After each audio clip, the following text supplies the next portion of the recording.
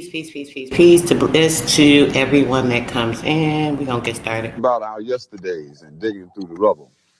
And to say the least, somebody went to a hell of a lot of trouble to make sure that when we looked things up, we wouldn't fare too well. And we would come up with totally unreliable pictures of ourselves. But I've compiled what few facts I could, such as they are, to see if we could find out a little bit of something. And this is what I got so far. First, white folks discovered Africa. They claimed it fair and square. Cecil Rhodes couldn't have been robbing nobody because, hell, there wasn't nobody there. And white folks brought all the civilization because there wasn't none around. How could the folks be civilized when wasn't nobody writing nothing down? And just to prove all of their suspicions, well, didn't take too long. They found out that there were whole tribes of people in plain sight running around with no clothes on. That's right. The men, the women, the young, and the old righteous folks covered their eyes. And no time was spent considering the environment. Hell no, this just wasn't civilized. And another piece of information they had, or at least this is what we were taught, is that unlike the civilized people of Europe, these tribal units actually fought. And yes, there was some crude implements, and yes, there was primitive art, and yes, they were masters of hunting and fishing, and courtesy came from the heart. And yes, there was love and medicine, religion, intertribal communication by drum, but no paper, no pencils, and no other utensils. And hell, these folks never even heard of a gun. And this is why the colonies came, to stabilize the land, because the dark continent had copper and gold, and the discoverers had themselves a plan. They would discover all the places with promise. You didn't need no titles and deeds. Then they would appoint people to make everything legal, to sanction the trickery and greed. And back in the jungle, when the natives got restless, they would call it guerrilla attack. And they would never describe that the folks finally got wise and decided that they would fight back. And still, we are victims of word games. Semantics is always a bitch. Places once referred to as underdeveloped are now called mineral rich. And the game goes on eternally. Unity kept just beyond reach. Egypt and Libya used to be in Africa. They've now been moved to the Middle East. There are examples galore, I assure you. But if interpreting were left up to me, I'd be sure every time folks knew this version wasn't mine, which is why it is called his story. I was wondering about our yesterdays and digging through the rubble. And to say the least, somebody went to a hell of a lot of trouble.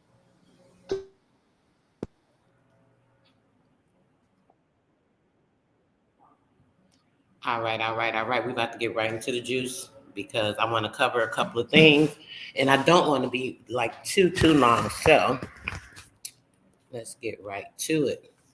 I'm going to read you a little, I'm not going to read it. I'm going to let the AI do it, save my breath, so you guys can understand a bit of this. All right, let's go.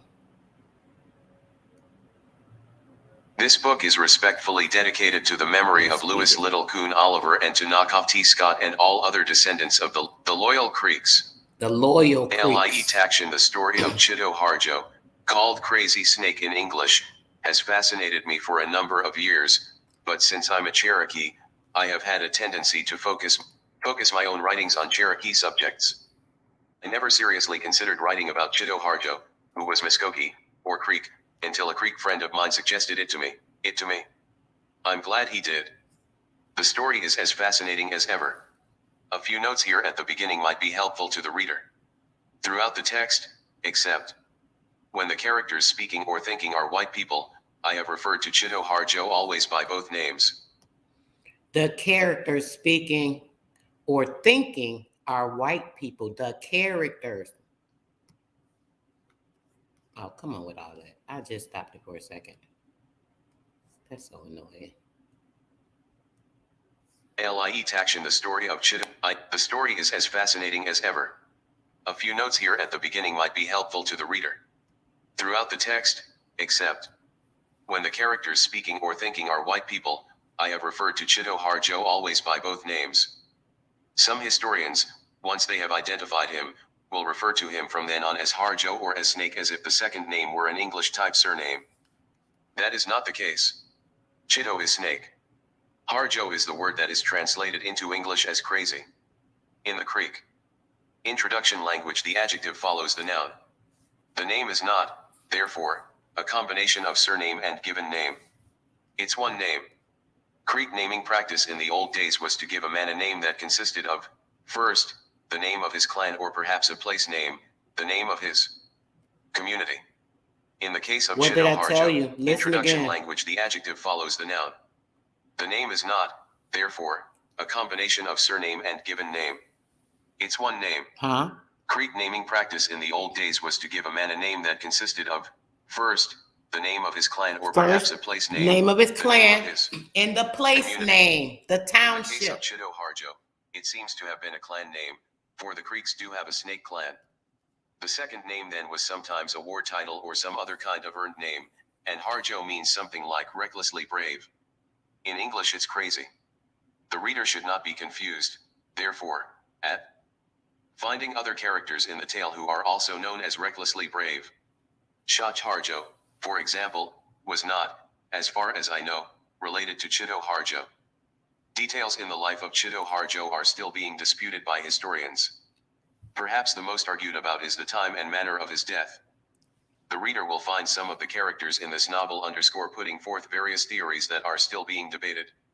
As a writer of historical fiction, I have made my choice based on what seems reasonable to me and which version I prefer as well as which version is preferred by my Creek friends. I would like to acknowledge here the valuable help of several friends in the preparation of this work. Knockoff T. Scott, Frankie Sue Gilliam, and Art Burton especially provided me with important details and insights in various conversations and with material from their own files. VY. YYED/WGJ trademark and FGVSSM.Takov 1994. JH was 14 years old, and he did not fully understand what was happening around him. He knew that there were major events of immense proportions taking place, not just in the Muskogee or Creek Nation, his home, but in the larger world outside, a world in which he had no experience. Very little actual knowledge, and no control whatsoever. He knew about the United States, of course. The people were always talking about the United States. That was where the white people came from. It was the place where lived the men who could issue orders to the Creek Nation, and the Creek people had to obey. He had heard the old men talk about a time when the Creeks had fought a war against the white men of the United States. They had fought against a white man named Andrew Jackson. The leader of Robert J. Conley, the Creeks had been Lummi Chotty, a great man. Lummi Chotty, Red Eagle, had been called William Weatherford by the white men, and because the Cherokees had joined forces with the white men, the Creeks had been soundly defeated. Red Eagle had surrendered to Jackson, and Jackson had forced him to sign a bad treaty. He had also heard the old men and old women talk about the Long Trail of Tears, the time when the white men had forced the Creek people to leave their homelands back in the east and make the journey to new western lands. It had been a bad trip. Many people had died along the way. The Creeks had not been asked if they wanted to make the move. They had been forced to do it. And it had been the same Andrew Jackson who had caused it to happen. He had heard all those stories. But the move had been made under a treaty, and the white men had promised, with the treaty, that if the Creeks would move to the west, they would not be bothered again. They would be far away from the white man. Safe out there in the west, they would have their own government, make their own laws. All these stories, he had heard. He had never seen the country in the east, for the removal had taken place before his birth. Sometimes he tried to imagine what the old land was like. Sometimes he thought that he would like to see it someday, but he imagined, from what he had heard, that it was full of white people, and he thought that he would be afraid to go visit there. Or Ion. AOE_crazy snake Andrew Jackson was dead, and the Creek Nation had a sacred treaty, a paper on which solemn promises made by both sides were recorded. Representatives from both sides had signed their names to the paper, and the paper said that the Creeks would never again be bothered in their own land. But things were happening in the United States that were causing new problems for the Creeks. He didn't fully understand the things that were happening, but he had heard the old men talking. Some white men had come among them from outside. These men had said that they were separating themselves from the United States. They said that there would no longer be a United States, and that, when the United States was no more, the old treaty would be no good. They said that there would be a new power, a new white man's government, and it would be called the Confederate States of America, and if the Creeks wanted to be safe in their lands, they should sign a new treaty with the representatives of the Confederate States. So when they go to talking about these Confederates, they say, oh, these were the people that fought for us. And I keep telling y'all about these damn black natives. I keep showing y'all, and I'm going to show you again. They're telling you right here, they were still the United States. These were all the agents, the black natives that were all part of the United States government that came in to help take over our land. Quakers, pioneers, homesteaders, all these people that made their way into government as agents. Listen again. They said that there would be a new power, a new white man's government, and it would be called the Confederate States of America, and if the Creeks wanted to be safe in their lands, they should sign a new treaty with the representatives of the Confederate States. They want to be safe in their own land. The proposal from the Confederates was considered by the Creek government. The Creek Nation was divided into two major districts, the Arkansas District, or Lower Towns, and the Canadian District, or Upper Towns. Oh, not Canada.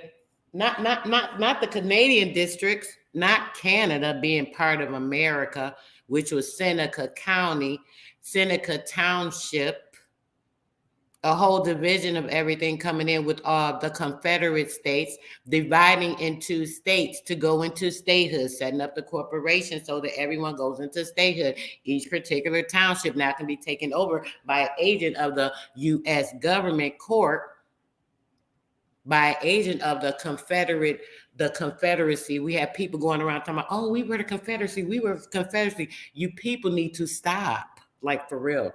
I really am so tired of trying to explain to these people how we have been invaded. And a lot of these people that they think were us, were not us, like, period. I bet this thing stopped again. Let's go. Yeah, I knew it did. AOE_crazy snake Andrew Jackson was dead, and the representatives from, but things were happening in the United States that some white men had come among them from outside. These men had said that they were separating themselves from the United States. They said that there would no longer be a United States. That's what they said. When the United States was no more, the old treaty would be no good. Mm-hmm. They said that there would be a new power, a new white man's government, and it would be called the Confederate States of America. Hey, and if the Greeks wanted to be safe in their lands, they should sign a new treaty with the representatives of the Confederate States. Yeah. The proposal from the Confederates was considered by the Creek government. The Creek Nation was divided into two major districts, the Arkansas District, or Lower Towns, and the Canadian District, or Upper Towns. Upper Town, Canada District, Seneca County. Government with a principal chief and a second chief, and there was a national legislature of two houses, the House of Warriors and the House of Kings. There were also political factions that had devil op-ed, they had largely developed because of intermarriages between Creeks and whites. Listen, these marriages had resulted in a large mixed blood population within the Creek Nation, and the mixed bloods tended to think more like white people than like Creeks. Yeah. They were called op-ed. There were also political factions that had devil op-ed, largely because of intermarriages between Creeks and whites. These marriages had resulted in a large mixed blood population within the Creek Nation, and the mixed bloods tended to think more like white people than like Creeks. Of course. They were called progressives. The full bloods were called conservatives or sometimes traditionals.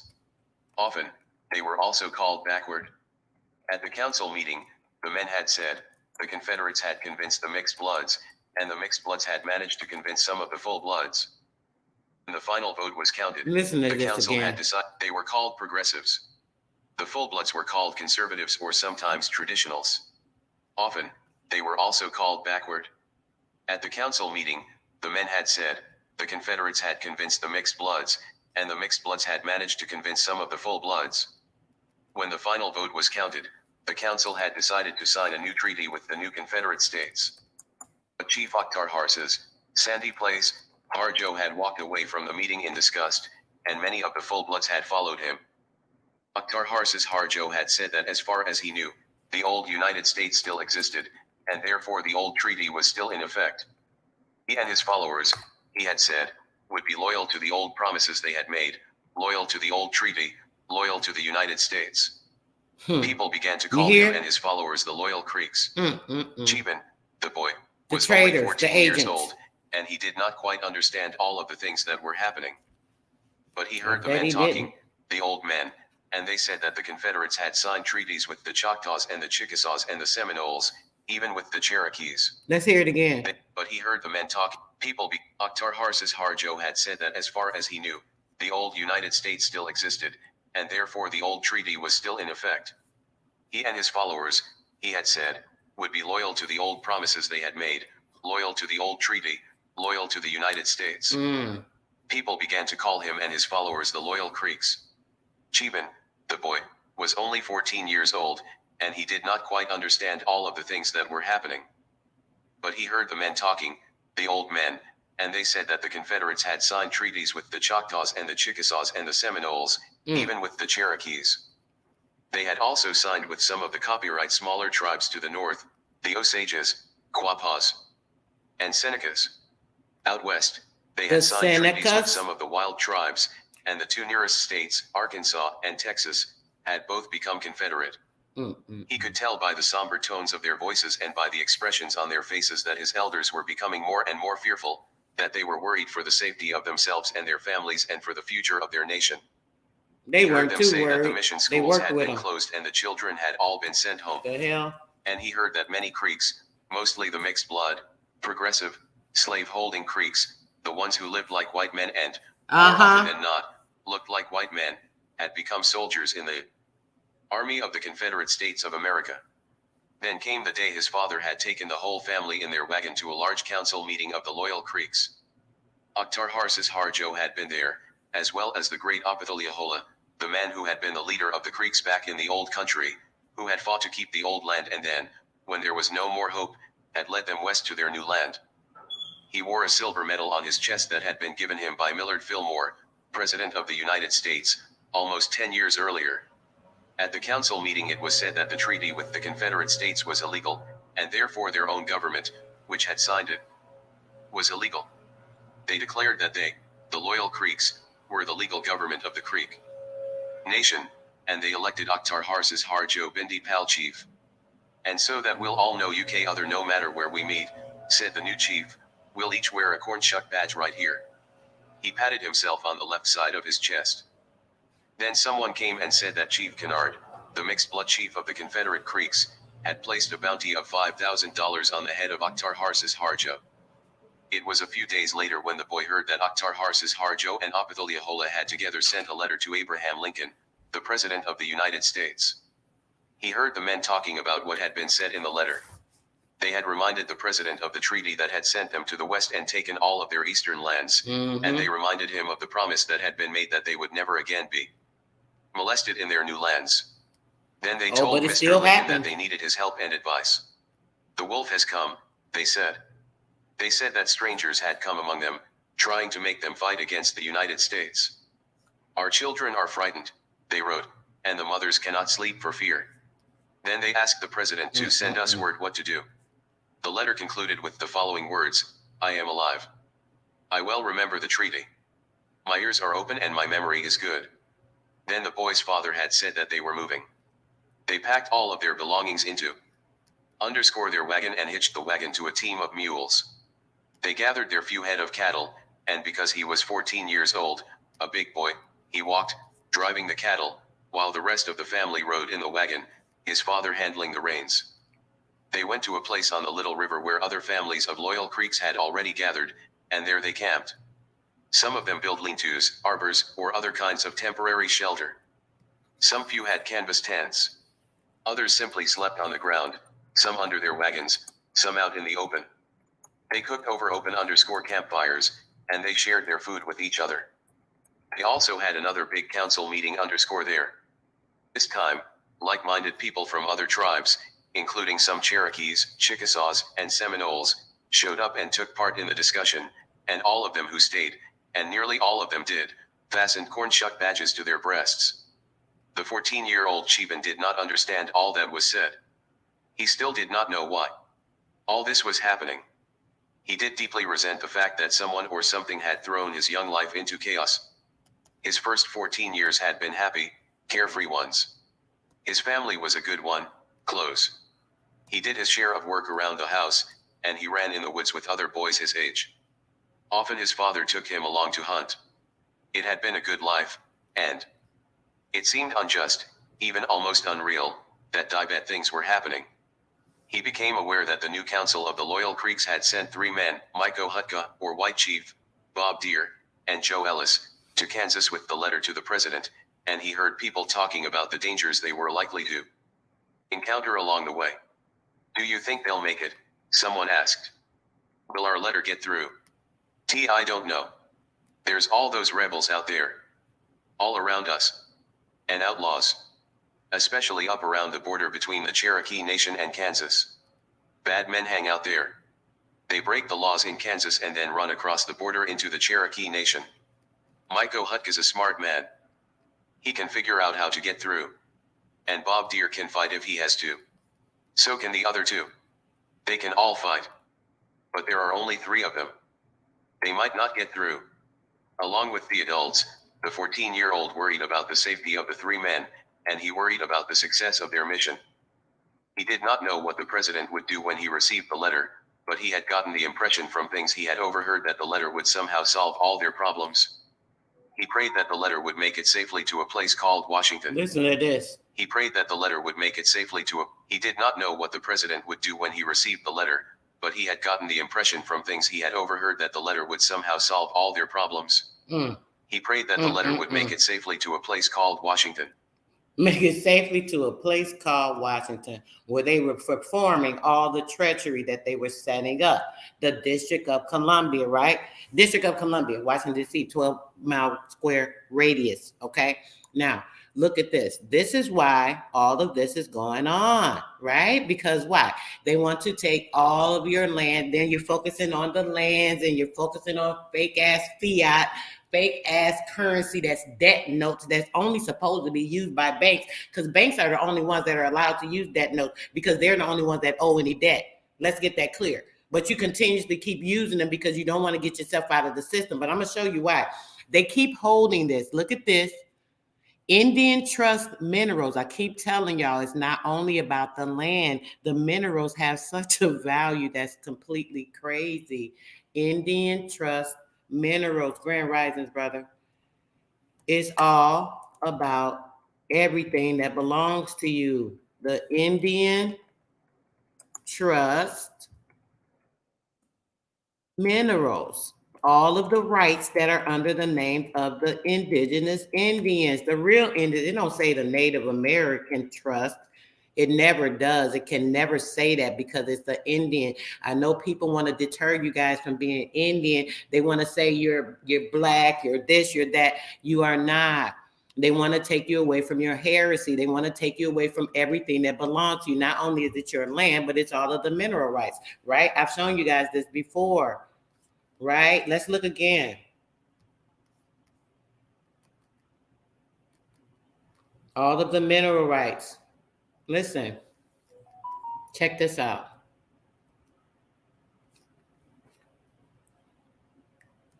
The BLM, which we know is the Bureau of Land Management, right? Which they tried to make you focus on being a Black Lives Matter, right? Remember the BLM, the Black Lives Matter movement, trying to orchestrate or perpetuate a falsity of a distinction of people that were being slaughtered.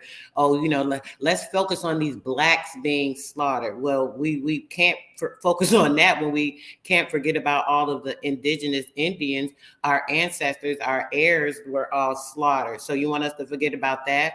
You want us to think about a Black Lives Matter? Well, no, we want to look at the BLM, the real BLM. Let's look at the truth, the light, where it says here, the BLM Eastern states is responsible for the federal minerals in the 31 states east of the bordering on the Mississippi River, belonging to who? It's on the Mississippi River. We already know it belongs to. Let's go. It says here, the Navajo and the Hopi have oil and gas in Arizona and in Utah, and is managed by New Mexico. Oh, New Mexico, which is now a part of the United States, being one of the only 6 districts that is a part of the United States court. Because remember, you being a state republic, you're not a part of the United States. You are part of a state republic. You have your own constitution, your own bylaws, and your governor, who may be an agent that is acting and perpetuating with the federal state, which would be the United States, is the only thing that is keeping you from your republic. but it's all in your records. Go to your city town hall. I told you guys. But anyway, listen.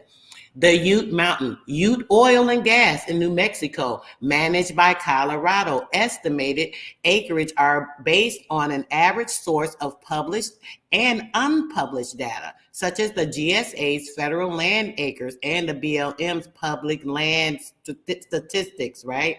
The BIA, Bureau of Indian Affairs, trust land. The Bureau of Indian Affairs holding the trust lands. The lands in trust through the Bureau of Indian Affairs, reservation. I keep telling you guys, reserving nations under the land.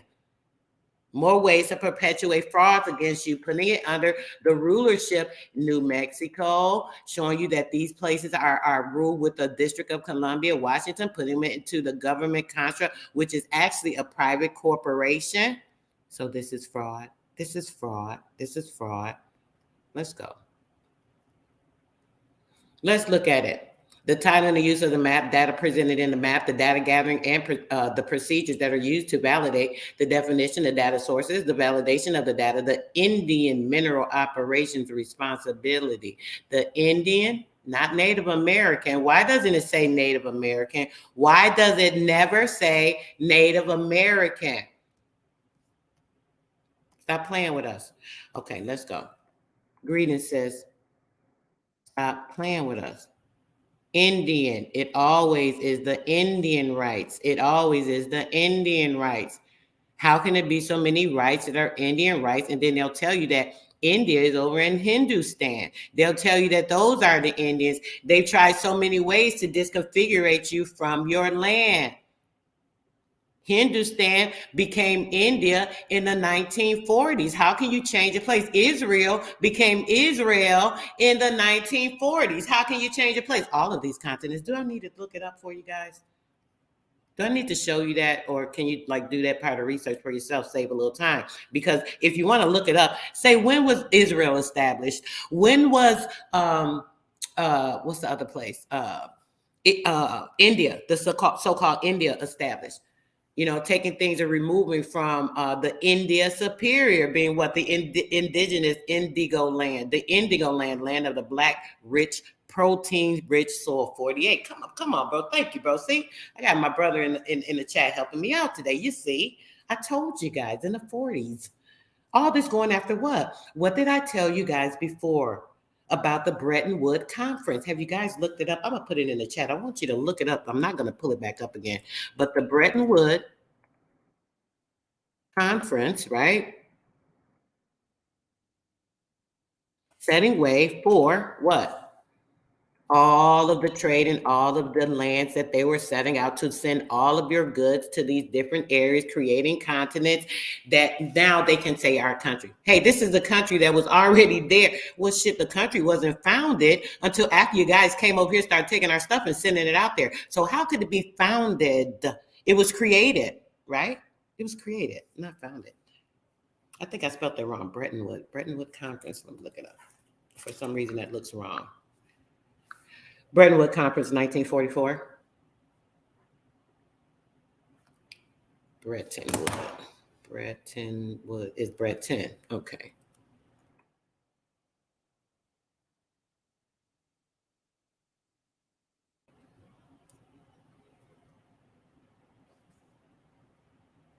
And it's two separate words. Let me put that in there. I'm going to make sure you guys get it actually correct.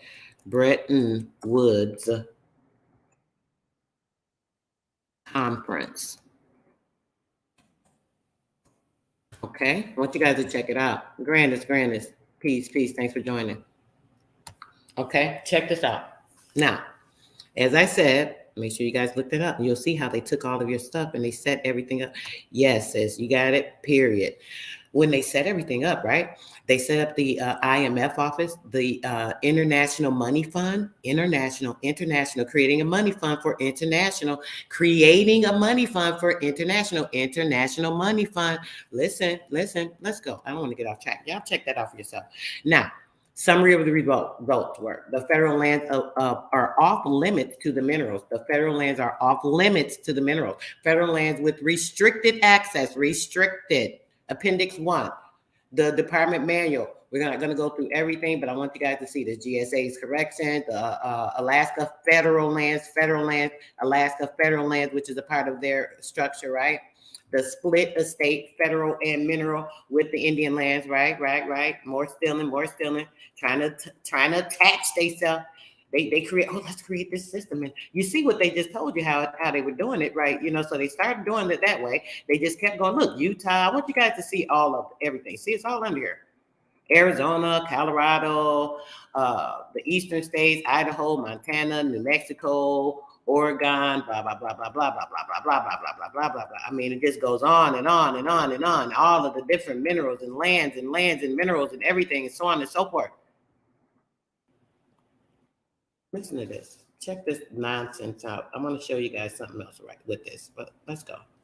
Documentation for making of the new BLM National Map by Sie Ling Cheng. Introduction. Until this map-making effort, the Bureau of Land Management, BLM, used a public land map that depicted only western states with a small-scale Alaska shown at the lower left corner. The yellow areas on the map depicted the public land of 264 million acres, which are the surface acreage BLM manages. Although in passing, an additional 300 million acres of federal minerals for which BLM is also responsible have been mentioned, there has been no visual presentation for the minerals and there has been no documentation for the sources of the acreage estimated. However incomplete the old map is, it has been used consistently since BLM-MMS onshore merger in 1982, to tell the BLM story in budget submissions, public outreach, and for internal purposes as well as foreign visitors. BLM must present the complete geographic scope of our responsibilities in administering the surface and federal mineral resources in order to better tell a complete BLM story. During the second quarter of 1999, one proposed the idea of this map-making effort to my supervisor, Mr. Pete Kolb, Assistant Director for Minerals, Realty, and Resource Protection. Without hesitation, he supported the idea and encouraged me to pursue the project.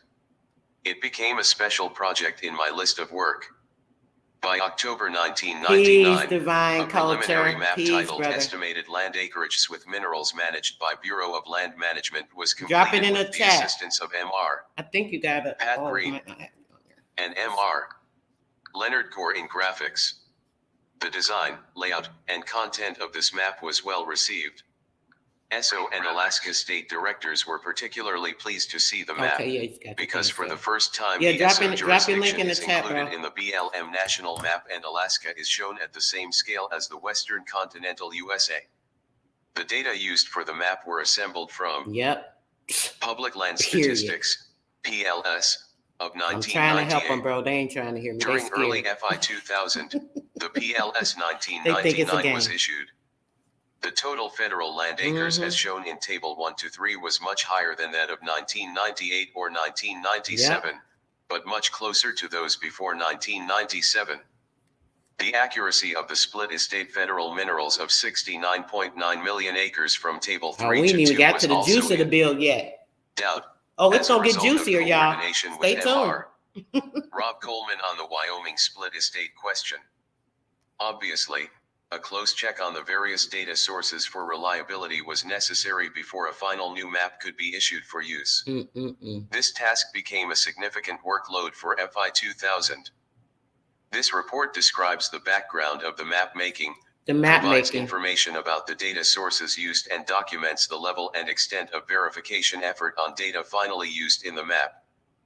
Title and use of the map. The title of the map, Public Lands, Onshore Federal and Indian Minerals in Lands of U.S. Oh yeah, I'm about to show that. Responsibilities of Bureau of Land Management has been used to replace the title of the initial 1999 map, which appeared to cover minerals only, even though the BLM surface, the public land, was already shown in a separate color, make sure you tag yellow, me, bro, in that map.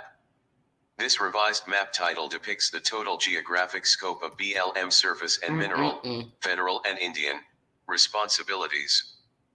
This national BLM map, instead of the old Western-only map, should be used for BLM budget presentation and submission, public outreach and briefings, as well as for internal purposes. Any regional/state presentation should tear from this national overview of BLM responsibilities. It is a useful tool to create understanding of BLM's mission, necessary coordination/cooperation with other entities, and to portray the magnitude and complexity of BLM's work and workloads. Together with BLM accomplishment documents such as the annual report and the public rewards from public lands, the American public can thus recognize and appreciate BLM's significant contribution to communities and the nation for both current and future generations. Dirty animals. This map also should be used as the base map to organize nationwide and statewide information in the BLM website, and this documentation should be accessible in conjunction with map display in the website. Data presented in the map, as the title implies, the map shows the public lands, 264 million acres in yellow, other federal lands minerals, 380 million acres in gray, non-federal surface, including 58 million acres of split estate federal mineral in white, and Indian trust lands, 56 million acres. Indian, not native. Except mineral operations for Osage minerals in orange. The general location of these categories of lands are shown in the map corresponding to the colors in the legend, except the split estate federal minerals, which is part of the non-federal surface. 3 notes are made to further clarify the status of BLM federal and Indian mineral responsibilities. 1. Of the approximately 700 million acres of federal mineral estate, about 165 million acres, as of July 2000, have been withdrawn from entry, leasing, and sale, except for valid existing rights. 2. Saleable minerals, e.g. sand and gravel, basically are the responsibility of each federal surface management agency. 3. The map depicts only Indian reservations at least 23,000 acres in size, not all Indian trust lands. Indian trust. The data sources and rationales used to derive the 700 million acres of federal minerals that BLM is responsible for, and the 165 million acres which are off limits. This don't make y'all want to do something. This don't make y'all. Hold on. I gotta Both stop. numbers have been used in the BLM strategic plan. This don't make y'all want to stop listening to BS and get on y'all shit, like for real. Y'all could think whatever about me. I'm trying to help y'all see what the hell going on. I'm trying to help y'all get out of it. I'm trying to help y'all get y'all shit back. I'm trying to tell y'all what y'all need to do to be really like warriors up in this piece. Like, I don't know why people keep playing. I be trying to just mind my business and not, get really upset, because I get real emotional about this stuff. Like, seriously. I've devoted so much time into studies and research, and, people will argue with me about certain things, and I keep trying to tell them certain things. They don't understand it. And it's like, oh, it's just a game. It's about a paperwork. All the different things that people want to think. It's not about paperwork. It's about your ancestors and everything that was taken from them, which is every damn thing. Do y'all understand this shit? Like, for real. Somebody put a 1 in the chat if y'all understand that this is so real right now. All these game playing and shit, it's got to go. It ain't about no popularity. It's not about nothing. The only thing popular around here is our ancestors. Only thing popular around here is these people study getting over you and hitting your ass in the damn head. Let me take this shit back. 2. 3 notes are made to further accept mineral operations for Osage minerals in orange. Come on. The general look. 3 notes are made to further clarify the status of BLM federal and Indian mineral responsibilities. 1. Lord, of the approximately 700 million acres of federal mineral estate, about 165 million acres, as of July 2000, have been withdrawn from entry, leasing, and sale, except for valid existing rights. 2. Saleable minerals, e.g. sand and gravel, basically are the responsibility of each federal surface management agency. 3.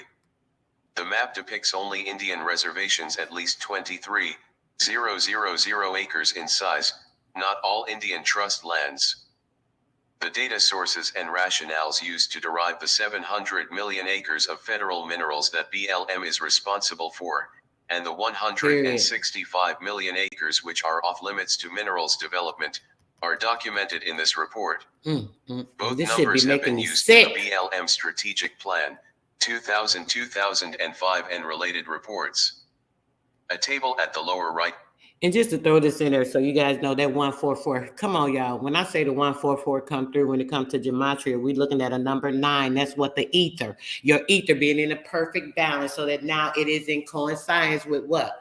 The elements, which is a balance.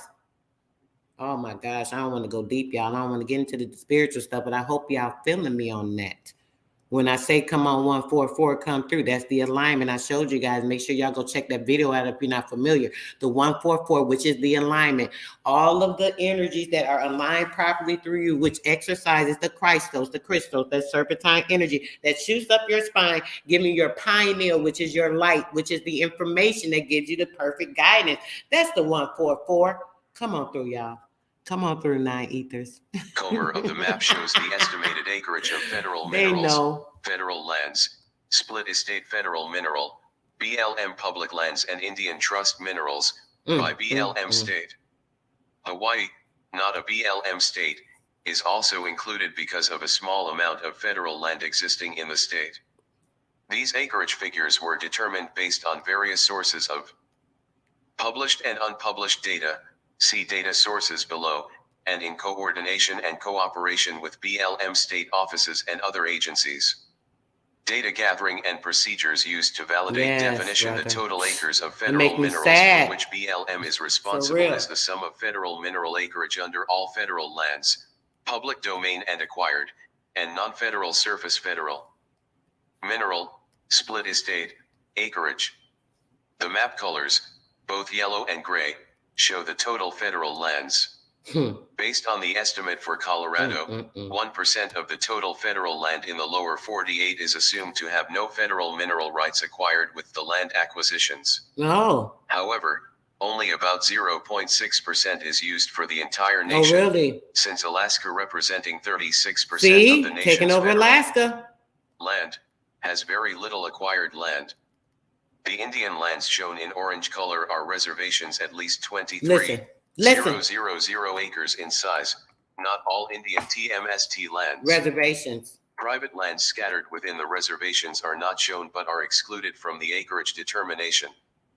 The Osage, by law, manage their own minerals and therefore this acreage is not included in the Indian mineral acreage. There are TMST lands associated with Indian There are trust lands, i.e. 5 civilized tribes which no longer have reservations. However, the acreage of these TMST lands is included. Why do it keep saying TMST and the trust is the shit is right there? It don't even want to say it. And it's right there. Y'all see it's clear as day. It's not having a problem reading nothing else. Why does it say TMST land? No, it says there are trust lands.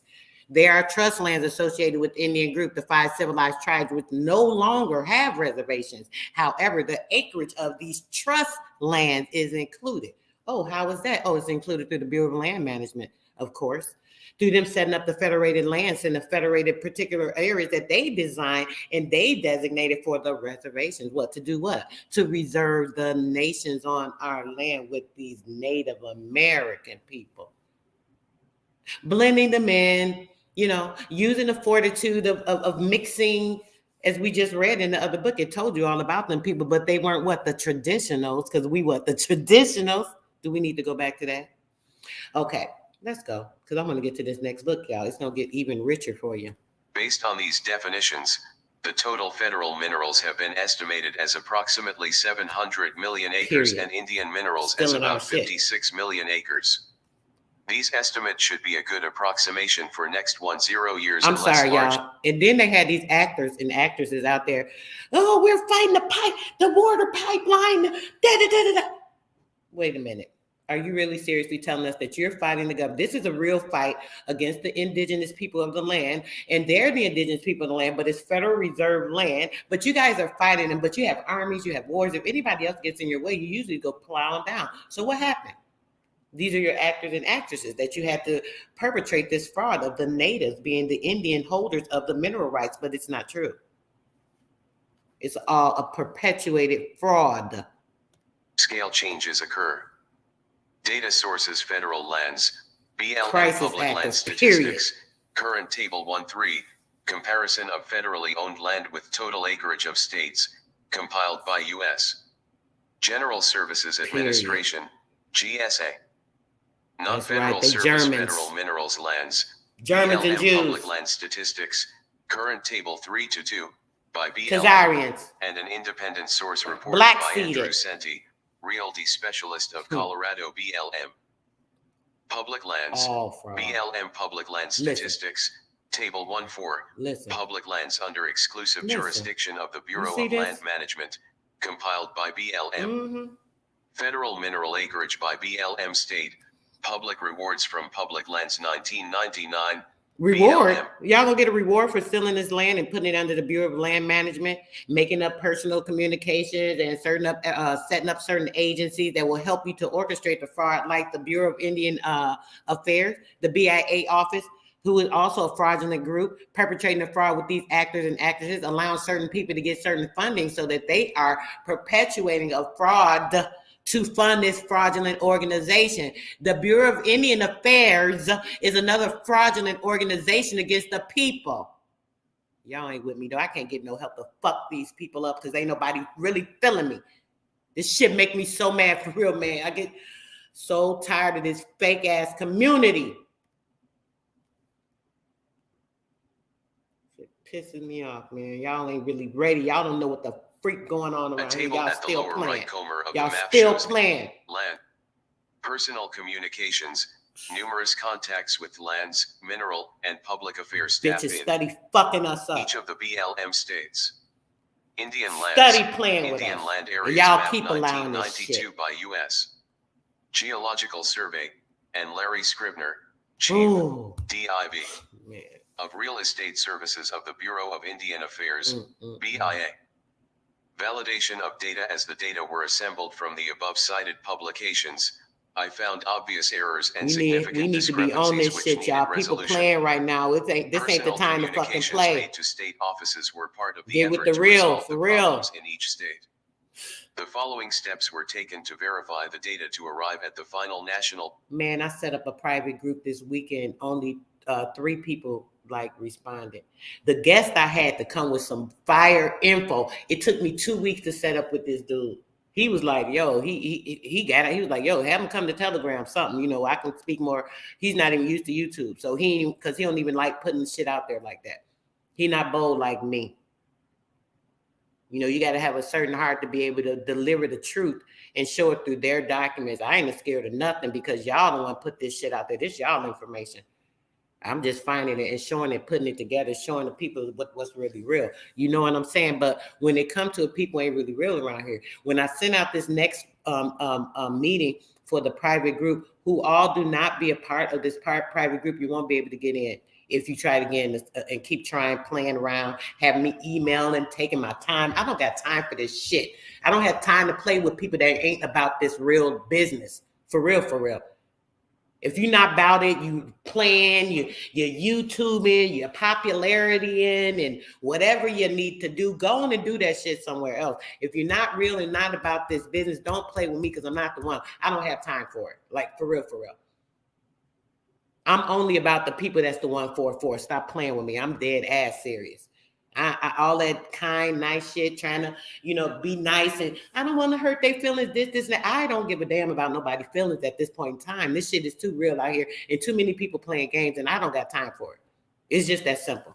Let's go. I want to get to this next book. I want to let y'all hear a little bit more of this, but we're not going to go as far as I need to because we definitely got to get into some other information. It's all pertaining to the same thing, but there's 2 other books I definitely want you guys to see, blow your mind some more. But yeah, not blow your mind, but just confirmation and proof and showing that this is what you have to see. This is what breaks the portals. I believe in busting down the portals in your mind, knocking them walls of bullshit down. Let's go. Federal mineral acres presented in the map, and the mineral estate acres to be used by each state in the future. Step 1. Define the scope of BLM Federal Minerals Responsibilities. Federal leasable minerals. According to Mineral Leasing Act of 1920 as amended, BLM has complete responsibility for leasable minerals from leasing to closure of drilling/mining. That part. Surface management/protection responsibility largely remains the authority of the surface management agency involved. In the case of coal operations, the Office of Surface Mining Reclamation and Enforcement, OSM, or the delegated state government, is responsible for environmental protection and reclamation with the concurrence of the Surface Oh, Management sis, I know Agency. you was there, sis. Come on, you don't miss a beat. BLM is responsible You already for know you the technical 9. operations Come and on, production sis. verification. No question. R2P2 of Federal Coal Resources. It should be noted that all minerals under acquired lands are leasable. Bro, get with me. Federal Let me make sure I locatable drop my hard email. rock minerals in accordance with the Mining Law of 1872 and the Federal Land Policy and Management Act of 1976. BLM is responsible for administration of mining claim recordation, maintenance fee collection and waiver, and validity determination / mineral patents on federal lands. However, on Forest Service, Okay, I got you, bro. and National Park Service, NPS, lands, validity determination is carried out in accordance with MOUs between BLM and the Surface Management Agency. In addition, BLM is also responsible processing notices of intent and mining operations plans on the public land, a responsibility of the Surface Management Agency. Federal Saleable Minerals. The 1947 Materials Act authorizes sale of mineral materials from hold on. I just federal. want y'all to note something. I just want to get to this part. We're about to go to this next book. Here we go. Now, check this out. The Federal Saleable Minerals, the 1947 Minerals Act. Y'all notice something about this timeline here? You see the timeline here, the creation of all these freaking fake-ass continents. Come on, y'all. I hope y'all seeing this. Come on. Press one. Let me know if y'all seeing this. This is the timeline that they created all of these fake ass things when they set up the Bretton Woods Conference for all of the embassies. Now the embassies creating the fake ass continents to now be countries. After they coming and taking your minerals, sending your stuff out, shipping out your soil, shipping out your stuff.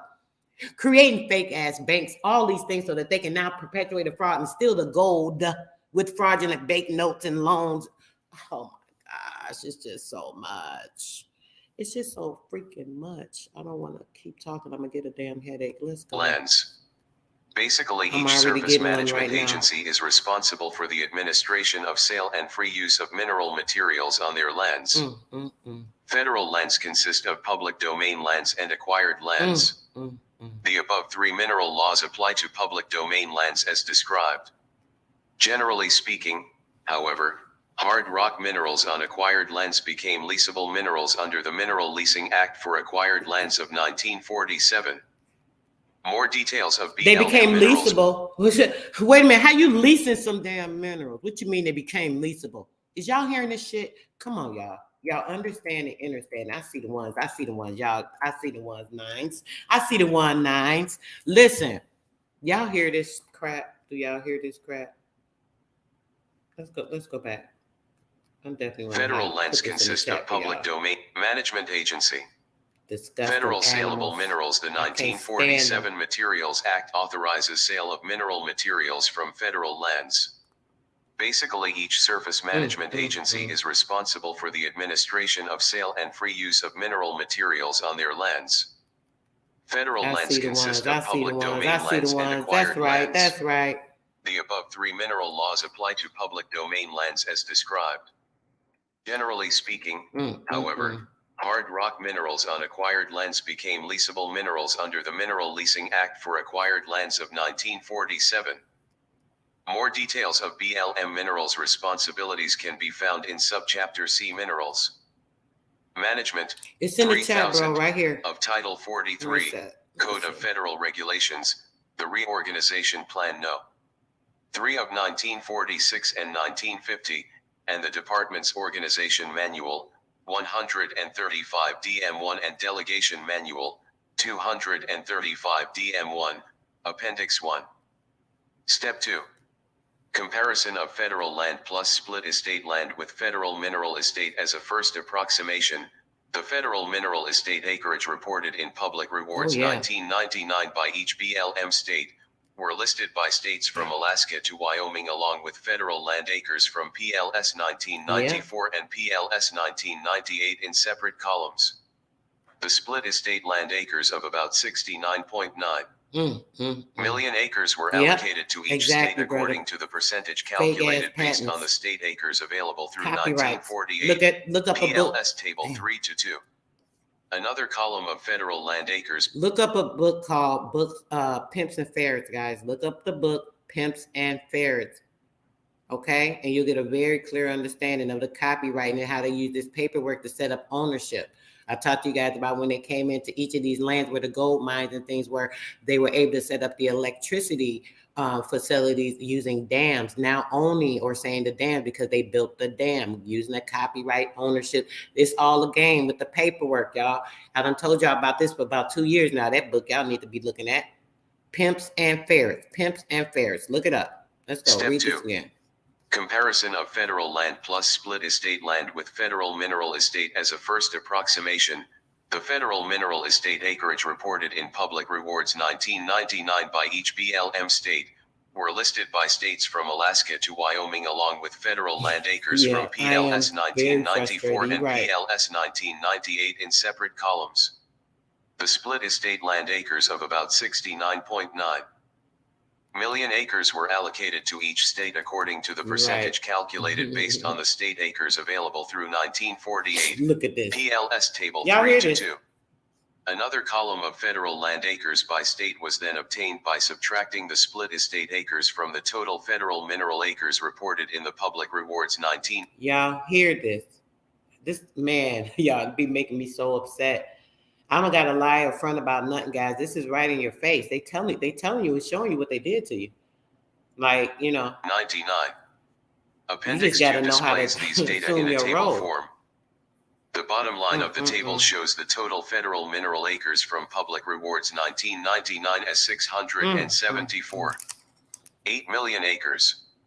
Assuming that the split estate land of 69.9 million acres, the federal land is 605.3 million acres compared with the 1994 PLS figure of 657.3 million acres and 1998 PLS figure of only 563.1 million acres. Only 563.1 million, only. Careful scrutiny, and both the split estate acres and the federal mineral acres reported by states in the Public Rewards must be verified.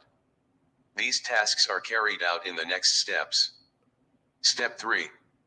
Reconciliation of federal land acres reported in PLS Table 1-3 in order to find the problem reporting of federal lands. The PLS acres 1999 through 1990 were tabulated. I'm gonna get it for you guys. The public land surface acres managed by BLM were also tabulated from PLS Table 1-4 to see whether error could have been from BLM surface acres. From Appendix 2, it is obvious that the federal land acres in Alaska were in error, which may explain the discrepancy of 94 million acres between PLS 1994 and PLS 1998. Therefore, both BLM Alaska surface acres and federal land Alaska acres were also tabulated for comparison, as shown in Appendix 3.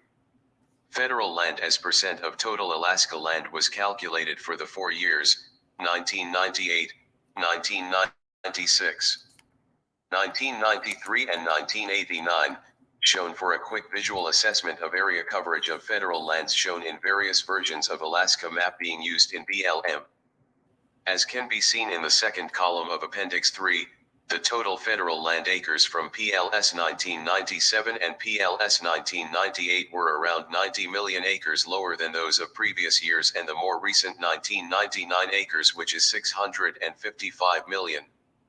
With persistent effort, I was finally able to contact a right person in GSA, MS. Carol Annadale to answer the related questions. Her internal inquiries discovered that U.S. Fish and Wildlife Service, FWS, acres were not included in the 1997 and 1998 PLS statistics. By adding back FWS land of 88 million acres for 1997 and 92 million acres for 1998, the total federal land acreage are 651 million acres and 656 million acres, respectively. To make the correction to federal Alaska for these 2 years, about 76 million acres of FWS land reported in the past should be added.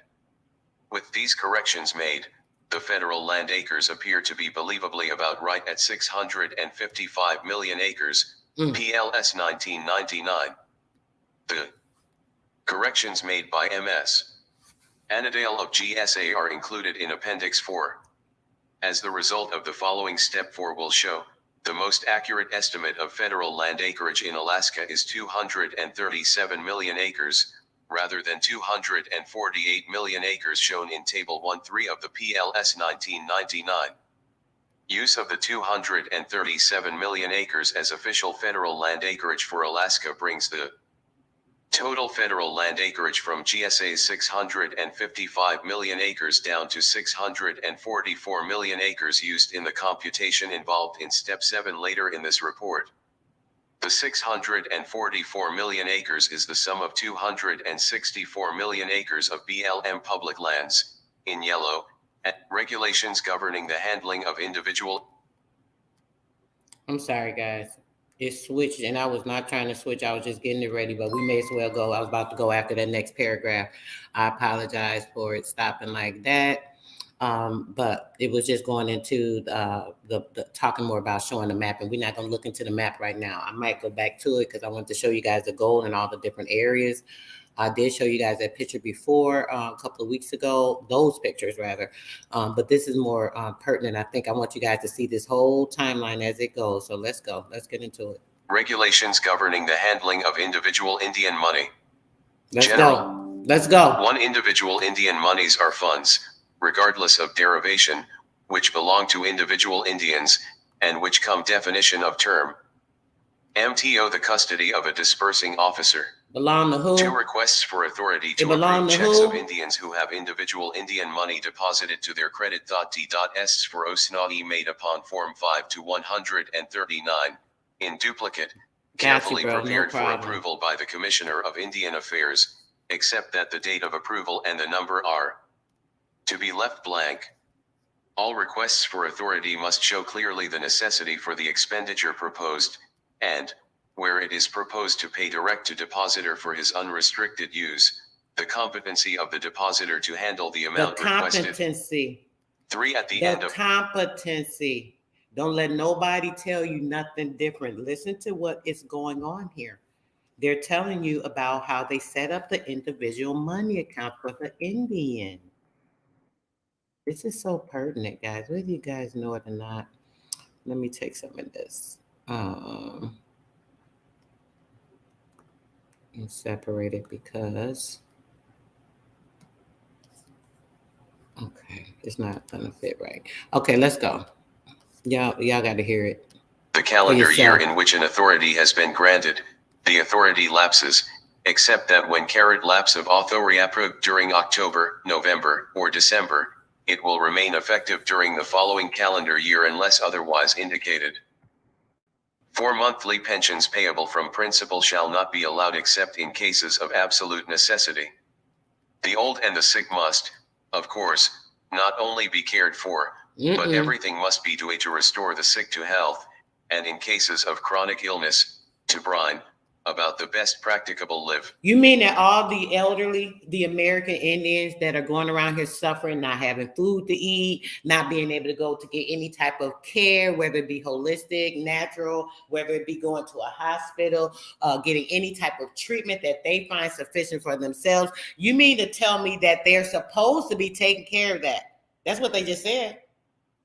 But see, if they disconnect you from being an Indian, then they're not responsible. But they are responsible because all that belongs to the United States because they took all our gold and traded it out. They used it to get loans to set up corporations here. So that's why they owe all that. That's why you ain't got to pay shit. You don't got to pay for nothing. You ain't supposed to be paying for a drop of water, a seed, a piece of bread. You ain't supposed to be paying for none of that. But you want to keep operating in their matrix, in their system. So go ahead, keep on. Enjoy it. Enjoy being in a popularity class and believing what you want to believe instead of knowing what you need to know inside your damn self.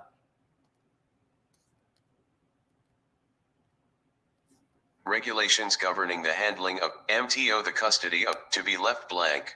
3, at the end of the calendar year in which an authority has been granted, the authority lapses, except that when carrot lapse of authority approved during October, November, or December, it will remain effective during the following That's calendar right. year unless otherwise indicated. 4 monthly pensions payable from principal shall not be allowed except in cases of absolute necessity. The old and the sick must, of course, not only be cared. What I told y'all about them pension funds, I showed y'all a couple of weeks ago, the pension funds. There's so many of them, I couldn't even show y'all all of the ones I even had in my list. There's so many pensions from your ancestors that set up and they sitting up here funding everything but you. Funding everything but you. Because you don't know how to operate. You don't know what you're doing. And you're going to listen to people that's going to lead your ass to a dry ass well. Go ahead. 4. But Help everything yourself. must be done to restore the sick to health, and in cases of chronic illness, to brine, about the best practicable live. The sick and CD asterisking conditions, and in the case of the aged, to see that they get some real comfort and happiness out of their money. What? The requests for a monthly pension or a monthly allowance to cover the above cases should be submitted to the Indian office in the usual way, accompanied by a thorough justification.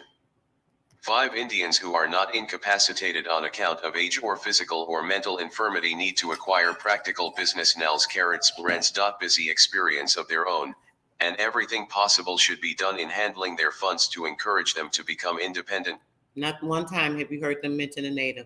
Not one time has a native been mentioned. Pay attention. Members of the community. With this end in view, such Indians, when conscientiously endeavoring to support themselves, should be given frequently a part of their funds to handle themselves, and on the showing they should be given a part of their funds to handle themselves. How the freak dare you to tell someone what they should have? Oh, well, we'll just take it and now we'll start blending in these natives and see the natives, since they are wards of the states, since they are incorporated and indigenous to the United States Corporation, we will make them the new Indians. We will perpetrate a fraud. We'll send them to school. We'll set up a Wild West show. We'll send them all around the countries, everywhere. We'll set up fairs and everything that we can assume these are different traditional places, even though we've set up the orchestrated fraud so that now we can take over these people's places and set in, yes, send our government in, have them come in as self-appointed chiefs, setting up new tribes, coming in and being chiefs of the nations that now can be allotted certain lands. And then now they can assume the roles and they can now take over the trust funds that your ancestors had, because you ain't going after it and shit. It's just sitting there waiting. Why don't somebody use it? Somebody may as well use this shit. If you ain't gonna use it, they make with this amount may be based further allowances for them to use, either with or without supervision. As fast as individual That's Indians right. give justification for such action by showing their actual business capacity, Listen, asterisk you got to WH show your degree capacity. SH What's your degree WA capacity? caret The degree mental caret. capacity, the capability to be able to operate sufficiently, handling your own paperwork, knowing what you need to do to make sure that you are using it fundamentally. Because why? All of your gold was taken from you. Since your gold was taken from you, there is a system that is set up. So now all you have to do is redeem your credits, sign, because what? Your ancestors always told you that your signature was worth its weight in gold, but it's only worth its weight in gold so that you can tap into the Treasury Department to pay for things that are necessities, which are what? All the essential needs, consumer essential goods. What I told you guys about that. Look up the consumer essential goods. These are needs that are supposed to be provided to you because why? They're essential to life and liberty and justice, because we, who the people, are what? The full creditors of faith in the United States court, because all debts are indebted to the United States Corporation due to them going bankruptcy 4 times over our United States Constitution, the original organic Constitution that said that they have to pay everything because you're on our land using our shit. Like, it's just makes sense, right? It's only common sense that if you come to a land, you start using our stuff, and now you've abused that practice, that now you're responsible for everything. But that's only for the sufficient. That's only for the ones that are mentally justified in their minds and know what to do and know how to handle their business, correct? Right. Because if not, we may as well keep them a ward of a state. As long as they're a ward of the state, then we can control them, keeping them under wardship of the state, and they'll never be able to tap into what's actually theirs because we want to control it. Well, we'll just keep them dumbfounded. We'll keep them indoctrinated, ignorant, being entertained by information that does not make it beneficial to their life or to their heresy, or honoring their ancestors by taking care of themselves mentally and using their perfect fundamentals. I mean, it might be a little hard for some people, but let's go. Their monies should be turned over to them for their own Listen use. to that shit. Let's And go in back. view, such Indians, when conscientiously endeavoring to support themselves, should be given frequently a part of their funds to handle themselves, and on the showing they make with this amount, may be based further allowances Being a for them to minority, use, that's right. either A with or black without supervision. minority. As fast as individual Indians give justification for such action by showing their actual business capacity asterisk They don't WH get it degree since they SH degree indoctrinated. WA It's a carat brick degree wall. carat, their For monies real. should be turned over to them for their own use. Listen to this. In accordance with this paragraph, superintendents should ask for authority, submitting full and careful statements of all relevant facts. Especially should liberality be exercised where the funds are in the nature of income, as distinguished from capital. 6. Attention of superintendents is called to the fact that one of their chief duties is to see that every Indian is well established in a permanent and substantial home built upon land to which the individual whose money is being expended may ultimately expect to obtain a fee simple title. That is Wait to a say, minute. You mean to tell me that each and every individual Indian is supposed to have a lot of land anywhere that they choose, picking a home because it is a consumer essential need, just in general, being a living man or woman that needs these things to be sufficient in life: a home, a vehicle, cleaning supplies, foods, clothing. All of these things are essential needs and goods, and they're all what? Provided by the corporation. Because why? The corporation took on the debt because they used your gold and all of your resources to go bankrupt, and now they owe out everything to everybody. They're here trying to adjust themselves and make a way on your land, and since they're doing that, they have to pay you by what? Taking care of you.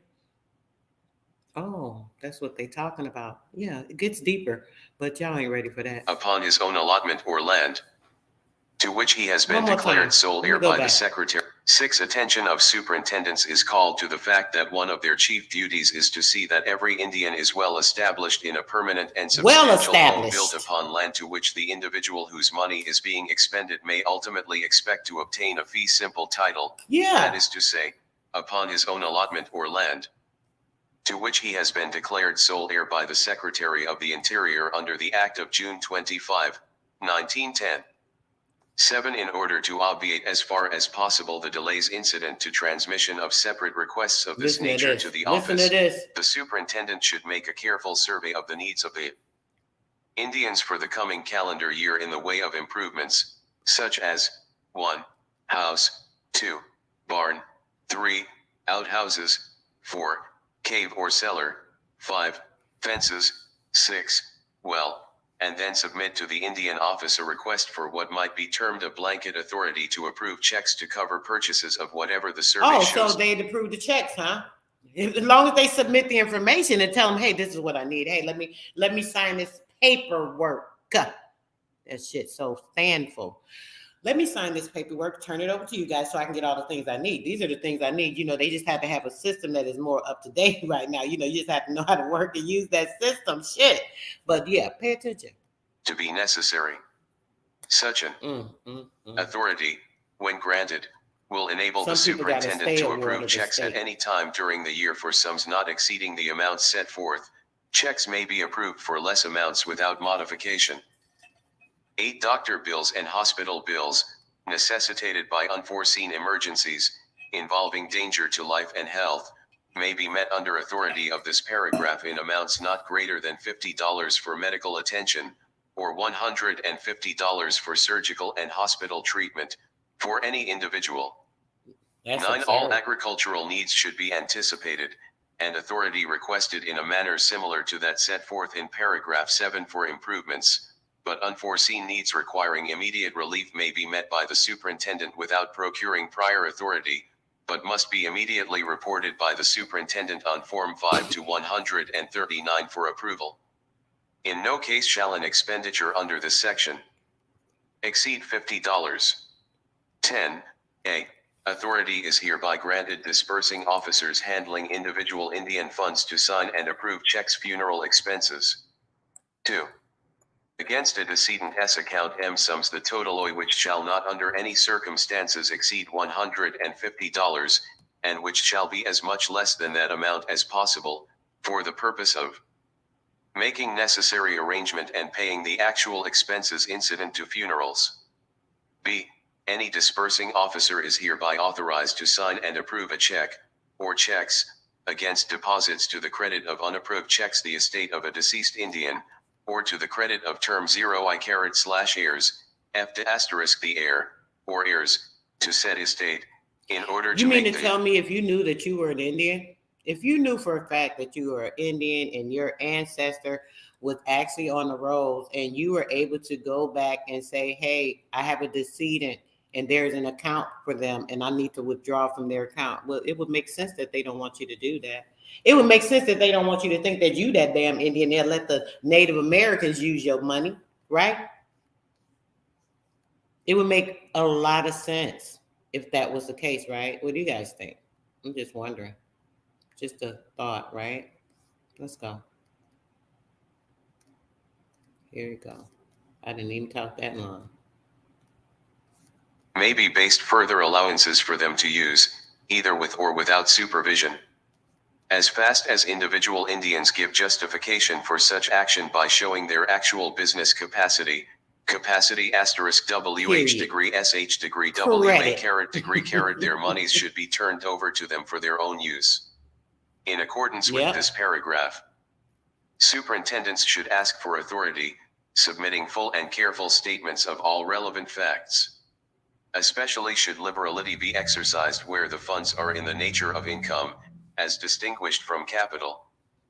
6. Attention of superintendents is called to the fact that one of their chief duties is to see that every Indian is well established in a permanent and substantial home built upon land to which the individual whose money is being expended may ultimately expect to obtain a fee simple title, that is to say, upon his own allotment or land, to which he has been declared sole heir by the Secretary of the Interior under the Act of June 25, 1910. They knew. They acted. 7. In order to obviate as far as possible the delays incident to transmission of separate requests of this nature to the office, the superintendent should make a careful survey of the needs of the Indians for the coming calendar year in the way of improvements, such as 1. House, 2. Barn, 3. Outhouses, 4. Cave or cellar, 5. Fences, 6. Well, and authority. 9. All agricultural needs should exceed $50. Collection provided for in the following provision of the Act of June 30, 1913. Public, no.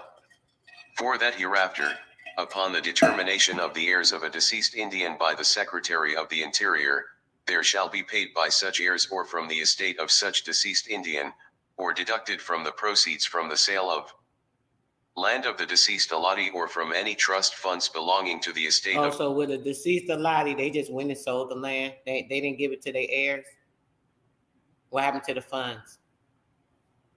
The decedent, the sum of $15, to cover the cost of determining the heirs to the estate of the said deceased allottee, which amount shall be accounted for and paid into the Treasury of the United States. Oh, why would it go to the Treasury of the United States? Oh, it's going back to the warship, huh?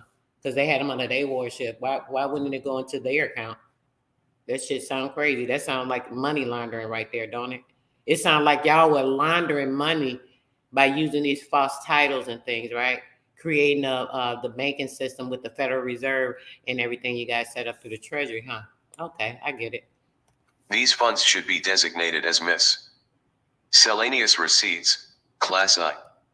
11. A disbursing officer at an Indian non-reservation boarding school who has in his custody monies belonging to SCO designated as individual Indian money pupils is hereby authorized to approve checks or make payments in sums not greater than $25 in any 1 month. B. Aggregate of checks and payments for any 1 year not to exceed $100, provided that, for general spending money, pupils shall not be paid in excess of $1 per week, which amount shall be included in the monthly maximum expenditures. If a pupil is about to return home on vacation or permanently, the disbursing officer of a non-reservation school is hereby authorized to approve a check or to make a payment for a reasonable sum, not to exceed 100. You see why they have the public school district, right? Because see, if they have your children in there, these Indian children sat in there, then they're going to get funding. You see what it told you right here. It's if they don't go if they don't go there and they go to a school that is authorized to approve a check to make payment for a reasonable sum, not to exceed $100, providing the schedule or the voucher that is reporting the disbursement. If it exceeds $25, shows that the money is to be or was used and delay the expenses of going home.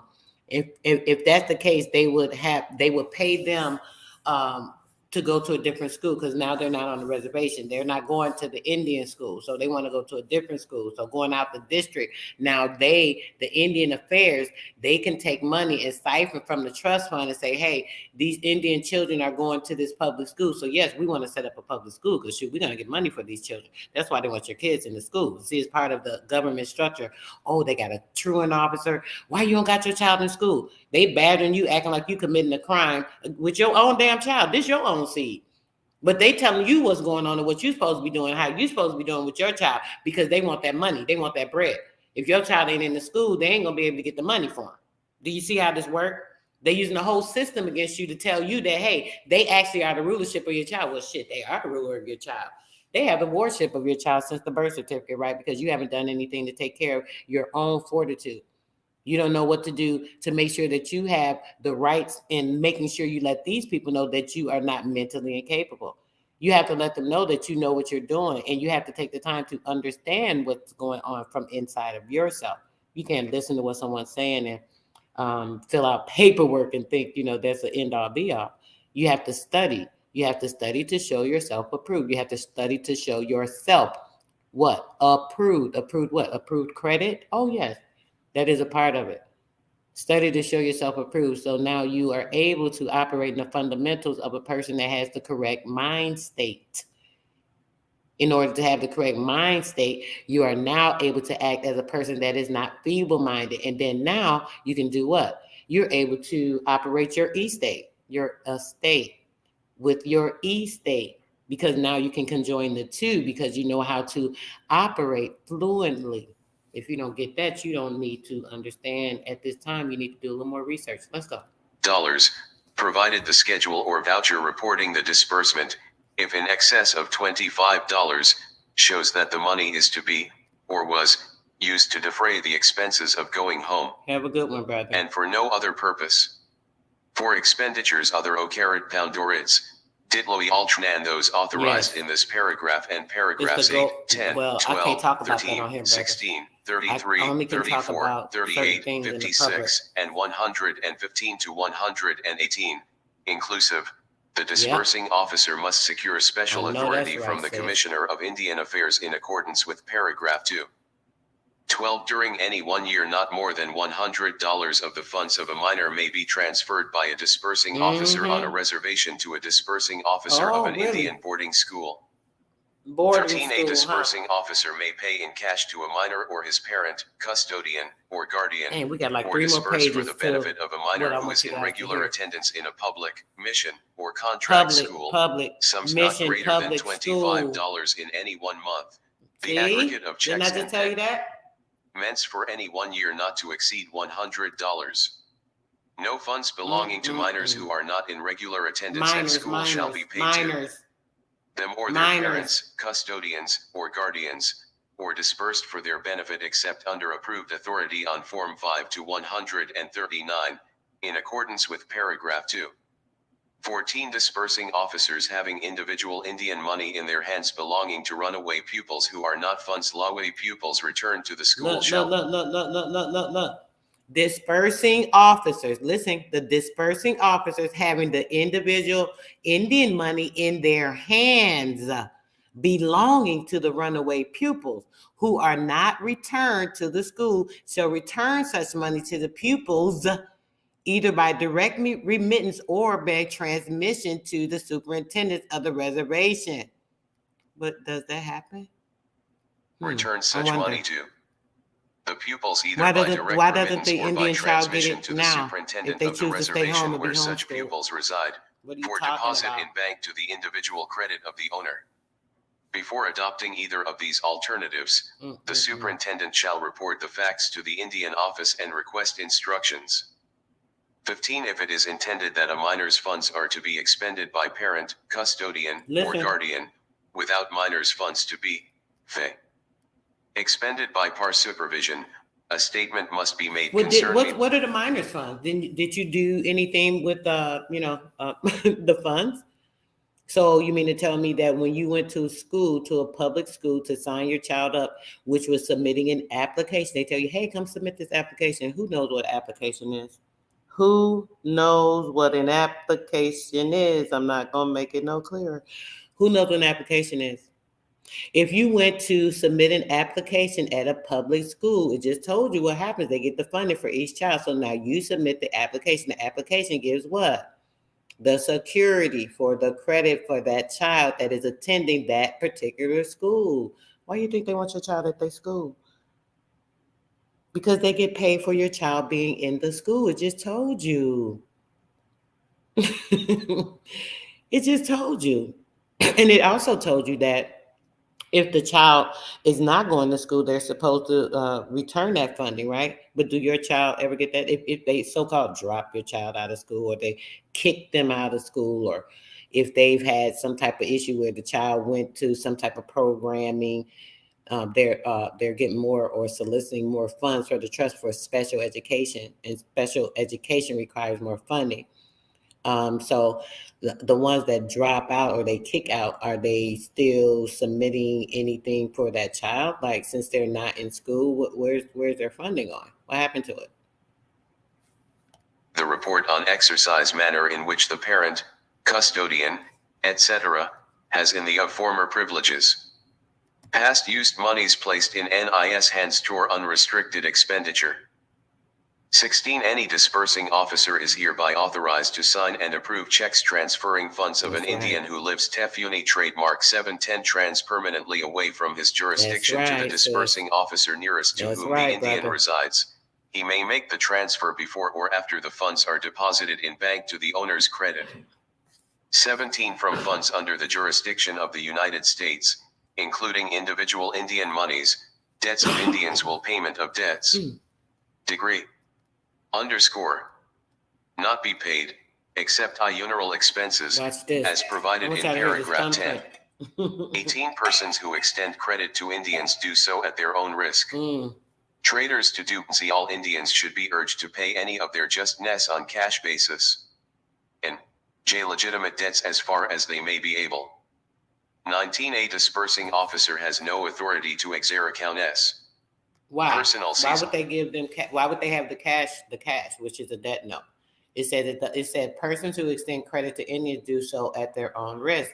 All Indians should be urged to pay any or their just and legitimate debts as far as they may be able to. Right? It says a disbursing officer has no authority to exercise any supervision over personal funds which an Indian has deposited in the bank in his own credit. Now, it didn't say anything about cash. It said his own credit. Right? You see that, right? I hope you guys see that. I mean, it's plain as day. Any supervision over personal funds which an Indian has deposited in bank to his own credit. 20. If an Indian's place of residence is such that an approved but unsigned check cannot be presented to him by and where employees #caret of the Indian Service employee of the Indian Service, the check may, with cannot be used. Proper instructions writing, be sent to any reliable officer or employee of the United States, including instructions in writing. It says that if an Indian place of residence, if the Indian's place of residence is such that an approved but unsigned check cannot be presented to him by an employee by the Indian Services, it said the check made with proper instruction. Listen, the check made with what? The check made with proper instructions in writing, endorsement. We've talked about this before when I told you guys and showed you about the bills of exchange, right? Be sent to any reliable officer or employee of the United States. Oh, any. Oh, so who's a reliable officer or employee of the United States? Those are servants of the people, right? Those are public servant workers, right? So any reliable officer would be any governmental agent that is an affiliate, which would deal with paying funding or the credits or the trust, so on and so forth. Being like not only so much the Bureau of Indian Affairs, but we have what Treasury and certain things of that nature, right? But I mean, you have to, I can't say much more than that. There's like way more to that, but yeah, we're gonna leave it at that. Postmasters, whose post of duty is such that he will be able to obtain the Indian's signature. But in sending a check in accordance with this check Yeah. 0 so asterisk sent. Degree F paragraph, the disbursing officer right. must endorse on the face not good until signed by, inserting Indian's name, in writing, or by thumb mark, witnessed by two reputable persons who can write, I love a good together lockout. with the addresses and occupations of such witnesses. Get me out. CPAR 26. Whenever an officer entrusts an approved Love but it. unsigned check to A and B person under stub record of asterisk T, and Listen, it you check get to the approved last with this page now. paragraph, he must indicate on the stub or check for signature.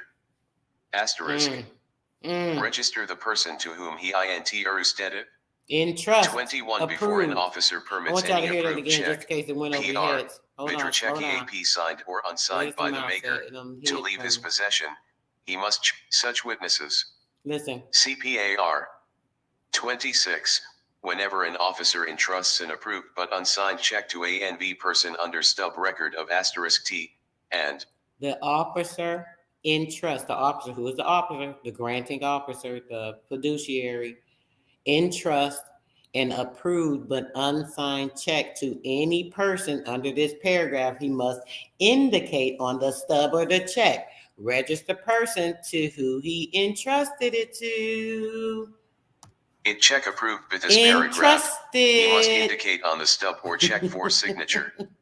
Asterisk. Y'all better listen. Register the person to whom he Don't laugh at entrusted me. it. 21. Before an Oh, officer gosh. permits any approved check, PR, Vitrachecki AP signed or unsigned by the maker, to leave his possession, he must charge it to the maker upon the records of his office. 22. If a check is drawn payable to an Indian, the instructions to in it Dion's about manner disbursing officer or the person delivering it shall of endorsement. It I-111 misstruck the Indian how to endorse the check. How to do what? 23. What did I just Disbursing tell officers y'all? must keep a file. What I just told y'all. See, I just told y'all. I'm gonna put this in the chat for y'all real quick. Because I just told y'all that. And I want you guys to understand that. Hold on. Dang, you don't want me to get it from here for some reason. Okay, there you go. All right. Now, keep it in mind. Listen one more time. 22. If a check is drawn payable to an Indian, the instructions to in Period. Dion's about manner disbursing officer or the person delivering it shall of endorsement. It I-111 misstruck the Indian how to endorse the check. 23. Endorse Disbursing what I just officers told you. must keep a file of all unused authorities, and a separate file of authorities which have been thorniest unused or expended. When a check is drawn under an authority, the amount of the check is to be entered upon the authority under the column of expenditures. When the whole amount of an authority has been expended, authorities expended TNE authority will be transferred to the file for expended authorities. Method of citing 24. In citing authorities bearing two or more serial authorities, numbers only the number appearing last need be stated. 25. For expenditures under paragraph 9, for which specific authority has not been received at the time the account covering the transaction is submitted, the citation of authority should be paragraph 9, authority requested, 191 dot. Exception will be taken by the office to all such disbursements, but upon citation of the proper authority in answer thereto will be removed. 26. Every Indian who cannot write his name is required to sign all Listen. checks, receipts, and other documents, except NADU, E1S1.B Mark SLG sub-vouchers for traveling A expenses, thumb mark. bills of lading for Indian freighters, vouchers for open market purchases from Indians when not paid in cash, and vouchers to abstract. Mm-hmm. D to property accounts, by To making an imprint property of the ball accounts. of his right thumb, Property or of the accounts. left if he has lost the right, after his name. This imprint must be clear and distinct, Y'all don't hear this showing shit? the proper authority in answer thereto will be removed. 26. Every Indian Y'all who gonna get cannot me in write his trouble name trying to is wake y'all the required to fuck sign up. all checks, receipts, and other documents, except NADU, E1S1.B Mark SLG sub-vouchers for traveling expenses, bills of lading for Indian freighters, vouchers for open market Yep. purchases from Indians when not paid in cash, and vouchers Yep. to abstract. That thumbprint. D to property accounts, by making an imprint of the ball of his right thumb, or of the left if he has lost the right, after his name. This imprint must be clear and distinct, The right showing thumb. the central whorl and Specifically. striations, and such marks don't must hear be it. witnessed by 2 W witnesses too. It's gonna go over y'all head. Thumb Poor mark signa things. reputable persons who can write their names, Mhm. whose signatures Here are it to goes, be sis. followed You by said their it. addresses and their occupations.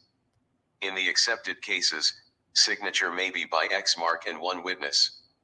Whenever possible, X one of mark the and a witnesses must be witness. an employee of the United States or a member of NES, SERS as with asterisk NE Indians tribe, but a disbursing officer who approves a check is not to be a witness to the thumb mark of the drawer of the check. 27. Before any written signature or thumb mark is recognized by a disbursing officer as the signature of an Indian, such records of signa, asterisk are 1 degree. 7. Tours and thumb Indian shall have made his written signature or his thumb mark signature for record, Form 5 to 416, at a time when the Indian is beyond any doubt identified. Such signature shall be witnessed and certified, giving date, by the disbursing officer, additional farmer, or other employee in the Indian service who is personally acquainted with the Indian, or shall be sworn to before any officer authorized by law to administer oaths. 28. If a depositor because of legal disability, e.g. insanity, etc., cannot give a proper acquittance or for physical son you other percent that's how y'all raisins operate cannot now, sign right? or Yeah, place a y'all thumb mark for in insane. checks.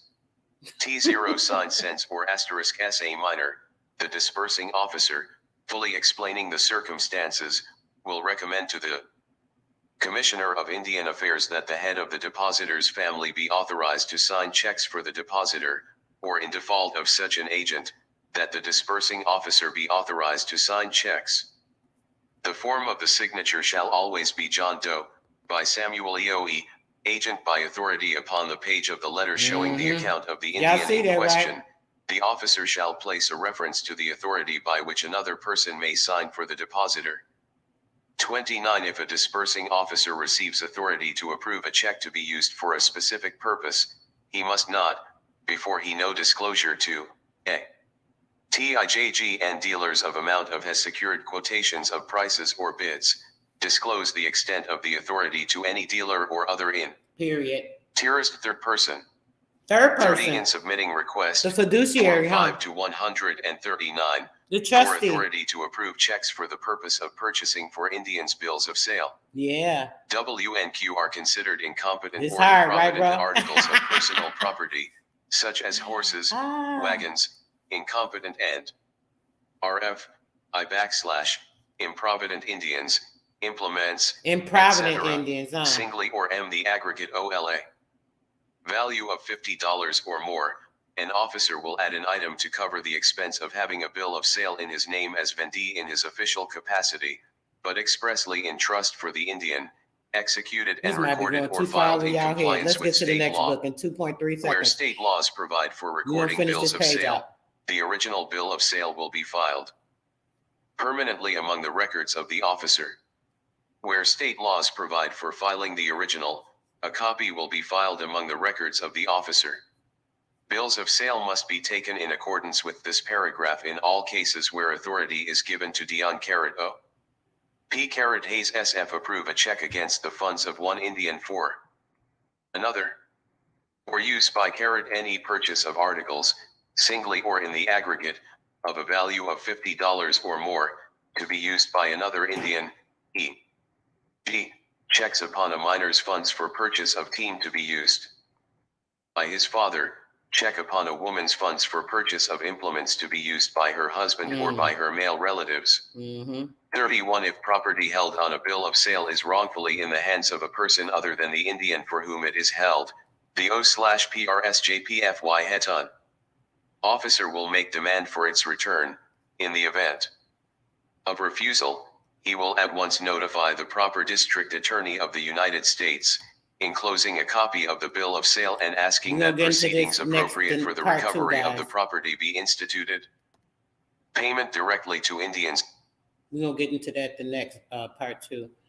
All right, let's get to this next book, right? Because I definitely want to read or get into some of this before we get up out of here. It's very important and pertinent as well. I know it's been a very interesting build to those that really hear and see, right? So we're going to definitely get into a little bit more. I want to show you a few more things. So let's start here. No. 33. 2 Acts 9 Relation to Indian Affairs. Act to regulate trade and intercourse with Ayodhya tribes, and to preserve peace on the frontiers. Section 1. No, they ain't ready. Be it enacted by the Senate and House of Representatives of the United States of America brother, you in don't even know Congress the half assembled, of it. that all that part of it, they just don't know nothing. United States west of the Mississippi, and not within the states of Missouri and Louisiana, or the territory of Arkansas, and mentally. Also, let me that start part that OT the United States east of the Mississippi River, say, and not within. They don't understand, people in this community, right? They don't understand this, really. I try to show them, but that's, hopefully today, I said today I'm going to just do a little reading so they can see it. If they can't connect here, it's not meant for everybody. That's why I say it's only like the 9s that's going to get it. In this community, they believe what I'm trying to show people is some type of scam. If they're not understanding or knowing how to operate or, fundamentally put themselves in a position to do what they need to do, they want people to hand walk them through, hold their hand, take them to a table, give it to them in a silver platter, unveil it, and then possibly spoon feed it to them. I don't know. I think that's what they expect from me. But I've given so many tools, oh my gosh, like an abundance, and these people still don't get it. They think that donating to me for my time in a private forum is a scam when I'm trying to just, help them put themselves in a position of protecting them and their family. But those people are so lost, I could care less. And I'm just in a position now to reach out to you guys, the 9s, the ones that really know.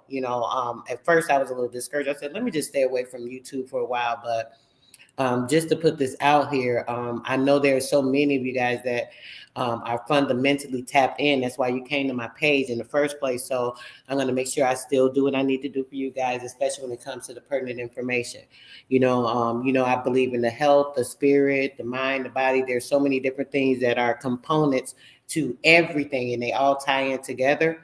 And I'd like for you guys to see, in broken down segments whenever I can, different aspects of things so that you see how they coincide. You use your own fortitude to see what's going on. And when you do that, you can pull it together, and, be able to get those things together in your own mind, right? Which is where I want you to get it at, right? Break down those old portals, get out of that maze, running, jumping, and bumping into walls. I just want it to be clear. I just want to break the portals down, let you see it. Hopefully it lights a spark in your mind. And if so, it's meant to be. If not, it's just not for you. You're just meant to be in a position to have people lead for you because you just don't want to take that type of responsibility. And that's understandable. Some people just is not built for it. It's just that simple. But yeah, I was talking, so let me run this part back. No. 33. 2 Acts 9 Relation to Indian Affairs. Act to regulate trade and intercourse with Ayodhya tribes, and to preserve peace on the frontiers. Section 1. Right. Be it enacted by the Senate and House of Representatives of the United States of America in Congress assembled, that all that part of the United States west of the Mississippi, and not within the states of Missouri and Louisiana, or the territory That's of right. Arkansas, and That part. also that part OT the United States east of the Mississippi Yeah. River, and not within any state to which the Indian title lias not been extinguished, for the purposes of this act, be taken and deemed to be the Indian country. Seconds. 2. And be it further enacted, that no person shall be permitted to trade with any of the Indians Listen. in the Indian country Listen. without a license therefore from a superintendent of Indian And they affairs own stuff. or Indian agent or subagent, which license shall be issued for a term not exceeding 2 years for the tribes east of the Mississippi, and not exceeding 3 years for the tribes west of that river. And the person applying for such license shall give bond in a penal sum not exceeding $5,000 A bond. with one or more sureties, to be approved by the person issuing the same, condition that such person will faithfully observe all the laws and regulations made for the government of trade and intercourse with the Indian * tribes, and in no respect violate the same. And the superintendent of the district shall have power to revoke and cancel the same, whenever the person licensed shall, in his opinion, have transgressed any of the laws or regulations provided for the government of trade and intercourse with the Indian tribes, or that it would be improper to permit him to remain in the Indian country. And no trade with the said tribes shall be carried on within their boundary, except at certain suitable and convenient places, to be designated from time to time by the superintendents, agents, and subagents, and to be inserted in the license. And it shall be the duty of the persons granting or revoking such licenses forthwith to report the same to the Commissioner of Indian Affairs for his approval or disapproval. Reach out, sis. I got Seconds. 3. And be it further enacted, that any superintendent or agent may refuse an application for a license to trade if he is satisfied that the applicant is a person of bad character, or that it W7 old be improper to permit him to reside in the Indian county, or if a license, previously. Let's say they murderers and savages and, these wild men and all this stuff. We could say all this about them. Nobody ain't gonna want to trade with them. Applicant has been revoked, or a forfeiture of his bond decreed.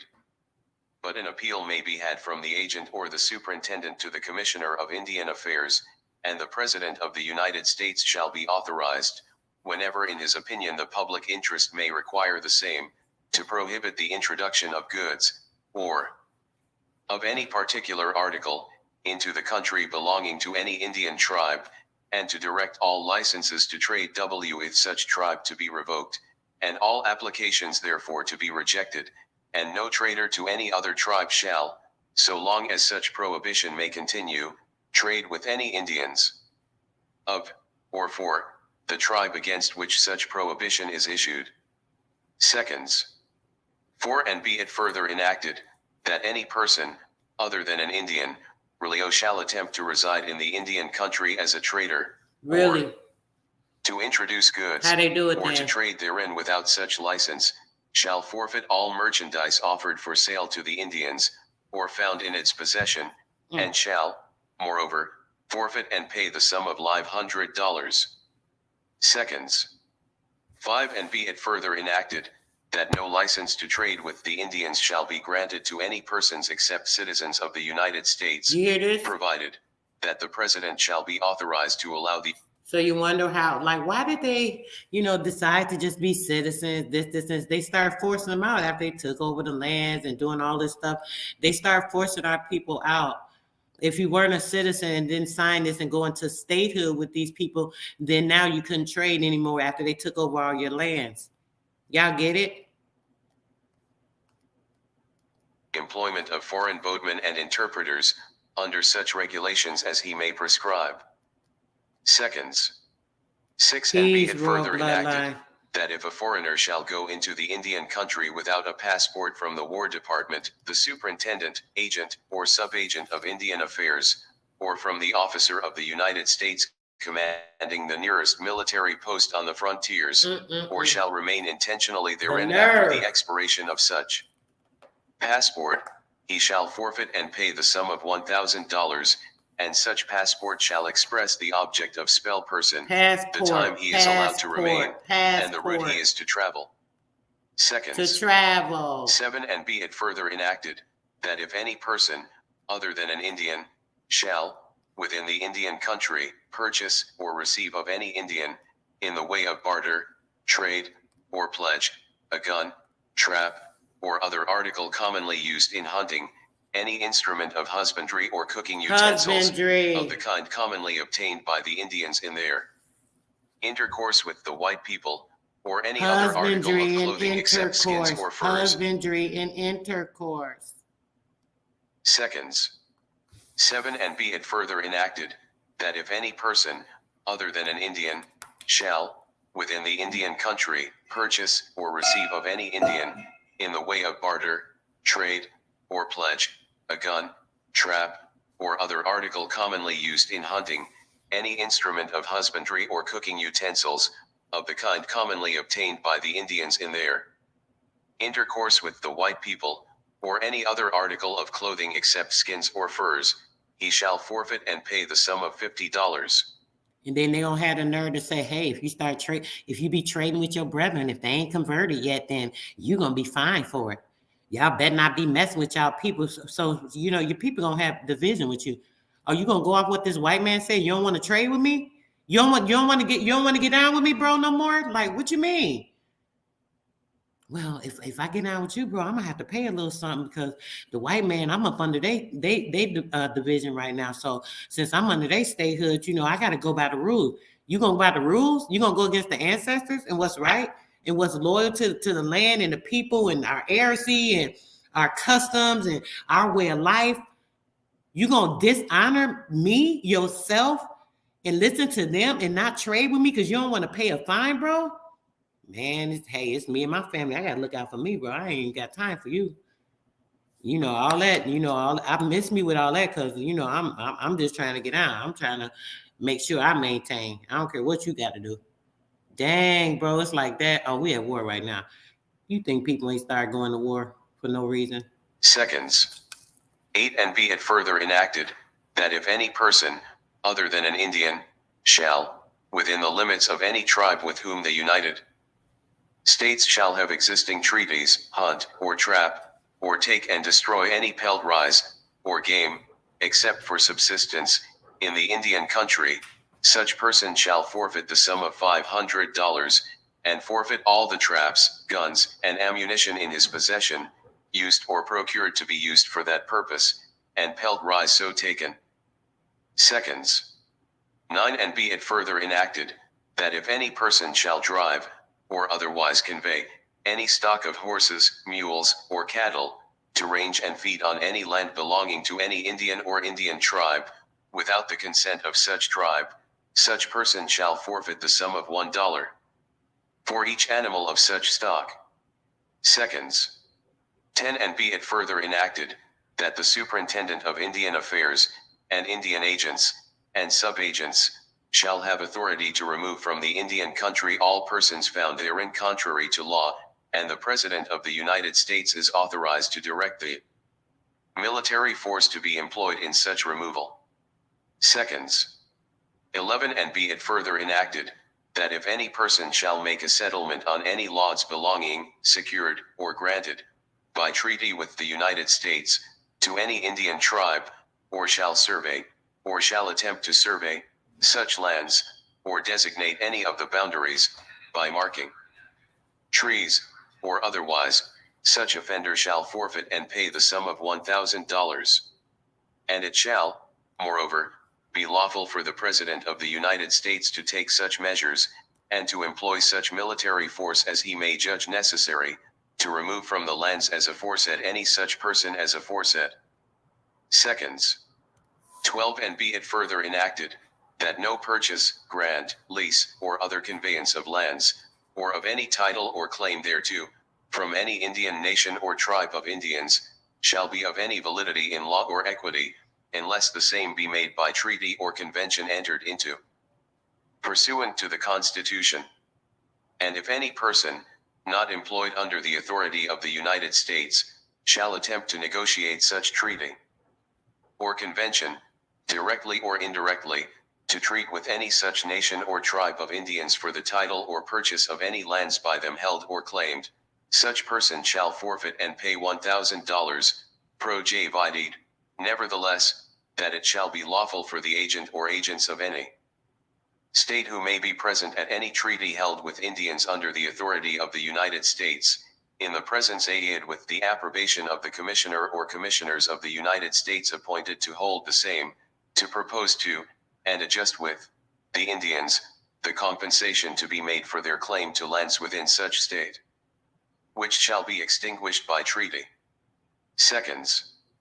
13. And he had further enacted, that if any citizen or other person, residing within the United States or the territory thereof, shall send any talk, speech, message, or letter, to any Indian nation, tribe, chief, or individual, with an intent to produce a contravention or infraction of any treaty or other law of the United States, or to disturb the peace and tranquility of the United States, Peace and he shall tranquility. forfeit and pay the sum of They peace and $2,000. tranquility. You hear this shit? Seconds. 14. And he had further enacted, that if any citizen, treaty or other law of the United States, or to disturb the peace and tranquility of the United States, he shall forfeit and pay the sum of $2,000. Oh, don't mess up our plan. Seconds. You mess up our plan, you're going to pay. 14. And he had You further mess up our enacted, plan, you are going to pay. Y'all hear this shit? Do y'all hear the audacity? The caudacity. that if any citizen or other person shall carry or deliver any such talk, message, speech, or letter, to or from any Indian nation, tribe, chief, or individual, from or to any person or persons whatsoever residing within the United States, or from or to any subject, citizen, or agent of any foreign power or state, knowing the contents thereof, he shall forfeit and pay the sum of $1,000. Seconds. 15. And he had further enacted, that if any citizen or other person, residing or living among the Indians, or elsewhere within the territory of the United States, shall carry on a correspondence, by letter or otherwise, with any foreign nation or power, with an intent to induce such foreign nation or power to excite any Indian nation, tribe, chief, or individual, to war against the United States, or to the violation of any existing treaty, or in case any citizen or other person shall alienate, or attempt to alienate, the confidence of any Indian or Indians from the government of the United States, he shall forfeit the sum of $1,000. Seconds. 10. And he had further enacted, that where, in the commission, by a white person, of any crime, offense, or misdemeanor within the Indian country, the property of any friendly Indian is taken, injured, or destroyed, and a conviction is had for such crime, offense, or misdemeanor, the person so convicted shall be sentenced to pay to such friendly Indian to whom the property maj belong, or whose person may be injured, a sum equal to twice any just value of the property so taken, injured, or destroyed. And if such offender shall be unable to pay a sum at least equal to the just value or amount, whatever such payment shall fall short of the same shall be paid out of the Treasury of the United States, provided, that no such Indian shall be entitled to any payment out of the Treasury of the United States for any such property, if he, or any of the nation to which he belongs, shall have sought private revenge, or attempted to obtain satisfaction by any force or violence, and provided also, that if such offender cannot be apprehended and brought to trial, the amount of such property shall be paid out of the Treasury as aforesaid. Seconds. 17. And he had further enacted, that if any Indian or Indians belonging to any tribe in amity with the United States shall, within the Indian country, take or destroy the property of any person lawfully within such country, or shall pass from the Indian country into any state or territory inhabited by citizens of the United States, and there take, steal, or destroy, any horse, horses, or other property belonging to any citizen or inhabitant of the United States, such citizen or inhabitant, his representative, attorney, or agent, may make application to the proper superintendent, agent, or subagent, who, upon being furnished with the necessary documents and proofs, shall, under the direction of the President, make application to the nation or tribe to which said Indian or Indians shall belong for satisfaction, and if such nation or tribe shall neglect or refuse to make satisfaction in a reasonable time, not exceeding 12 months, it shall be the duty of such Forcing them into superintendent, agent, statehood. or sub-agent to Can't make return trade. of They his gotta be doings to the forced into Commissioner a of Indian contract. Affairs, that such further steps may be taken as shall be proper, in the opinion of the President, to obtain satisfaction for the injury, and, in the meantime, in respect to the property so taken, stolen, or destroyed, the United States guarantee to the party so injured an eventual indemnification, Liars. provided that Liars. if such injured party, his representative, attorney, or I agent, want to take this back. shall, Indian, or such country, or shall pass from the Indian country into any state or territory inhabited by citizens of the United States, and there take, steal, or destroy any horse, horses, or other property belonging to any citizen To or the inhabitant citizen. of the United States, such citizen or inhabitant, his representative, attorney, or agent, may make application to the proper Agent. superintendent, agent, or sub-agent, who, upon Agent. being furnished with the necessary documents and proofs, shall Become a citizen, and you are now an agent of the United States. Pay attention.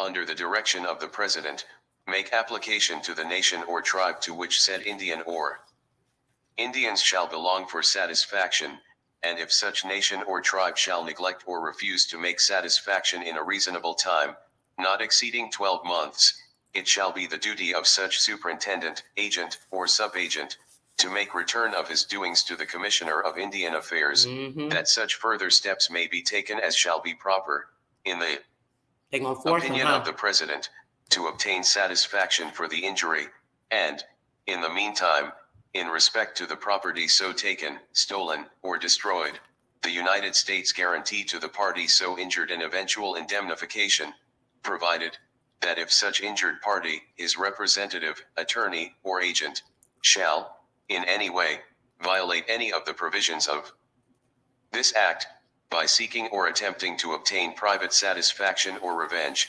he shall forfeit all claim upon the United States for such indemnification, and provided also, that unless such claim shall be presented within 3 years after the commission of the injury, the same shall be barred. And if the nation or tribe to which such Indian may belong receive an annuity from the United States, such claim shall, at the next payment of the annuity, be deducted therefrom and paid to the party injured, and if no annuity is payable to such nation or tribe, then the amount of the claim shall be paid from the Treasury of the United States. Provided that nothing herein contained shall prevent the legal apprehension and punishment of any Indians having so offended. Seconds. 18 and be it further enacted, that the superintendents, agents, and sub-agents, within their respective districts, be, and are hereby, authorized and empowered to take depositions of witnesses touching any depredations within the purview of the 2 preceding sections of this act, and to administer an oath to the deponents. Seconds. 19 and b. It further enacted, that it shall be the duty of the superintendents, agents, and sub-agents to endeavor to procure the arrest and trial of all Indians accused of committing any crime, offense, or misdemeanor, and all other persons who may have committed crimes or offenses within any state or territory, and have fled into the Indian country, either by demanding the same to the chiefs of the proper tribe, or by such other means as the President may authorize, and the President may direct the military force of the United States to be employed in the apprehension of such Indians, and also in preventing, or terminating hostilities between any of the Indian tribes. Seconds. 20.f and be it further enacted, that if any person shall sell, amended as follows by Act approved February 28, 1859, and be it further enacted, that so much of the act entitled an act to regulate trade intercourse with the Indian tribes, and to preserve peace on the frontiers, approved.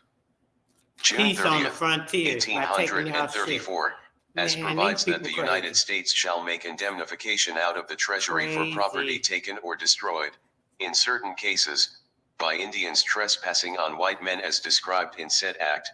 B, and the same is hereby asterisk repealed, provided, however, that nothing herein contained shall be so construed as to impair or destroy the obligation of the Indians to make indemnification out of the annuities as provided in said act. T amended as follows by Act approved February 13, 1862, that the 20th section of the Act to regulate trade and intercourse with the Indian tribes, and to preserve peace on the frontiers, approved June 30th, Preserve peace. How dare they? 1834. How dare? And the same is hereby amended, so as to read as follows, to wit, seconds.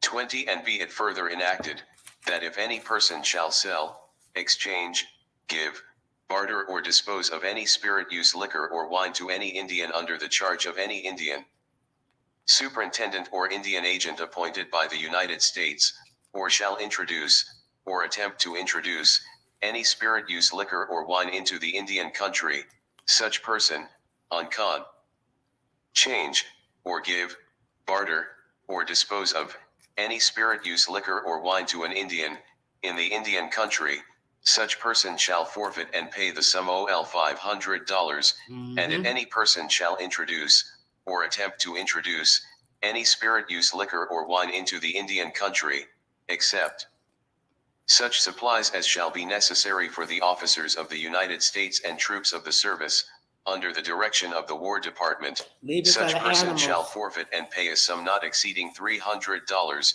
and if any superintendent of Indian affairs, Indian agent, subagent, or commanding officer of a military post, has reason to suspect, or is informed, that any white person or Indian is about to introduce, or lias introduced, any spirit use liquor or wine into the Indian country, in violation of the provisions of this section, Y'all love to it drink, shall though. be lawful for such superintendent, Indian agent, or subagent, or military officer, agreeably to such regulations as may be established by the President of the United States, to cause the boats, stores, packages, and places of deposit of such person to be searched, and if any such spirit use liquor or wine is found, the goods, boats, packages, and pelt rise of such persons shall be seized and delivered fo the proper officer, and shall be proceeded against by libel, in the proper court, and forfeited, one half to the use of the informer, and the other half to the use of the United States, and if such person is a traitor, his license shall be revoked, and his bond put in suit. And it shall, moreover, be lawful for any person in the service of the United States, or for any Indian, to take and destroy any ardent spirits or wine found in the Indian country, excepting military supplies, as mentioned in this section. Seconds. 21 and be it further enacted, that if any person whatever shall, within the limits of the Indian country, set up or continue any distillery for manufacturing ardent spirits, he shall forfeit and pay a penalty of $1,000, and it shall be the duty of the superintendent of Indian affairs, Indian agent, or subagent, within the limits of whose agency the same shall be set up or continued, forthwith to destroy and break up the same, and it shall be lawful to employ the military force of the United States in executing that duty. Seconds. 22 and be it further enacted, that in all trials about the right of property, in which an Indian may be a party on one side and a white person on the other, the burden of proof shall rest upon the white person, whenever the Indian shall make out a presumption of title in him self from the fact of previous possession or ownership. Seconds. You hear that? 23 and be it further enacted, that it shall be lawful for the military force of the United States to be employed, in such manner eviction thereof before the proper district court of the United States, shall be imprisoned for a period not exceeding 2 years, and shall be fined not more than $300. It ain't even supposed to be in our provided, area, and they however, doing all this. that it shall be a Got our sufficient people defense addicted to any it. charge of Alcoholics introducing and shit. or attempting to introduce liquor into the Indian country if it be proved to be done by order. DF the War Department, or of any officer duly authorized thereto by the War Department.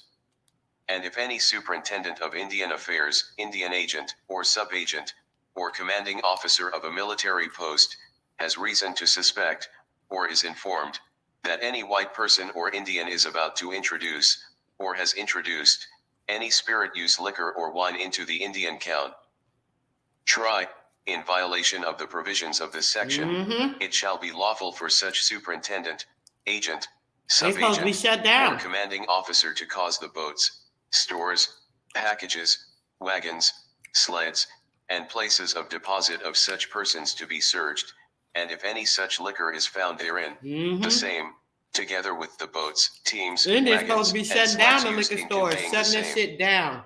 and also the goods, packages, and peltries of such person, shall be seized and delivered to the proper officer, and shall be proceeded against by libel in the proper court, and forfeited 1/2 to the informer, and the other half to the use of the United States, and if such person be a traitor, his license shall be revoked and his bond put in suit.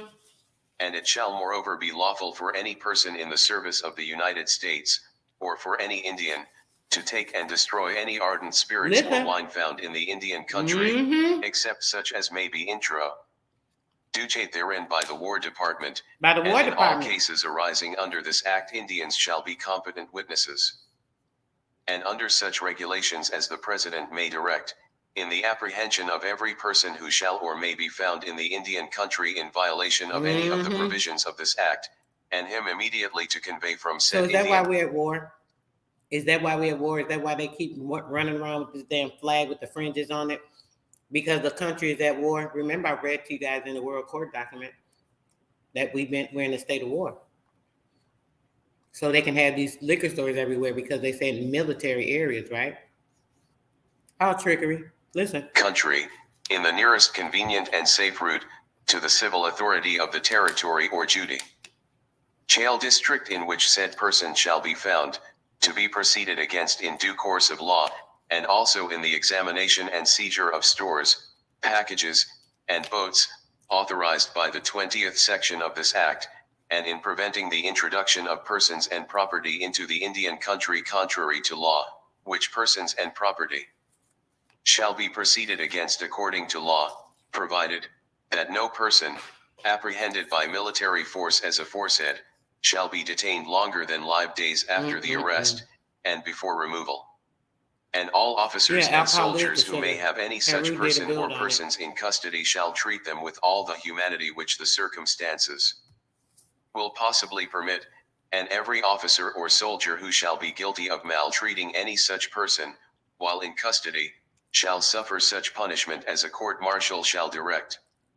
Seconds 24. And be it further enacted, that, for the sole purpose of carrying this act into effect, all that part of the Indian country west of the Mississippi River that is bounded north by the north line of lands assigned to the Osage tribe of Indians, produced east to the state of Missouri, west by the Mexican possessions, south by Red River, and east by the west line of the territory of Arkansas and the state of Missouri, shall be, and hereby is, annexed to the territory of Arkansas, and that, for the purpose aforesaid, the residue of the Indian country west of said Mississippi River shall be, and hereby is, annexed to the judicial district of Missouri, and, for the purpose aforesaid, the several portions of Indian country east of the said Mississippi River shall be, and are hereby, severally, annexed to the territory in which they are situate.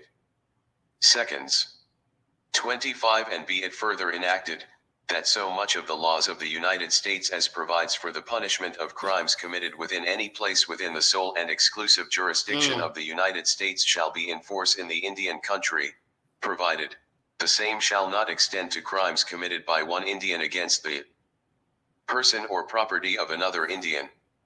Seconds 26. And be it further enacted, that if any person who shall be charged with a violation of any of the provisions or regulations of this act shall be found within any of the United States, or either of the territories, such often fares may be there apprehended, and transported to the territory or judicial district having jurisdiction of the same.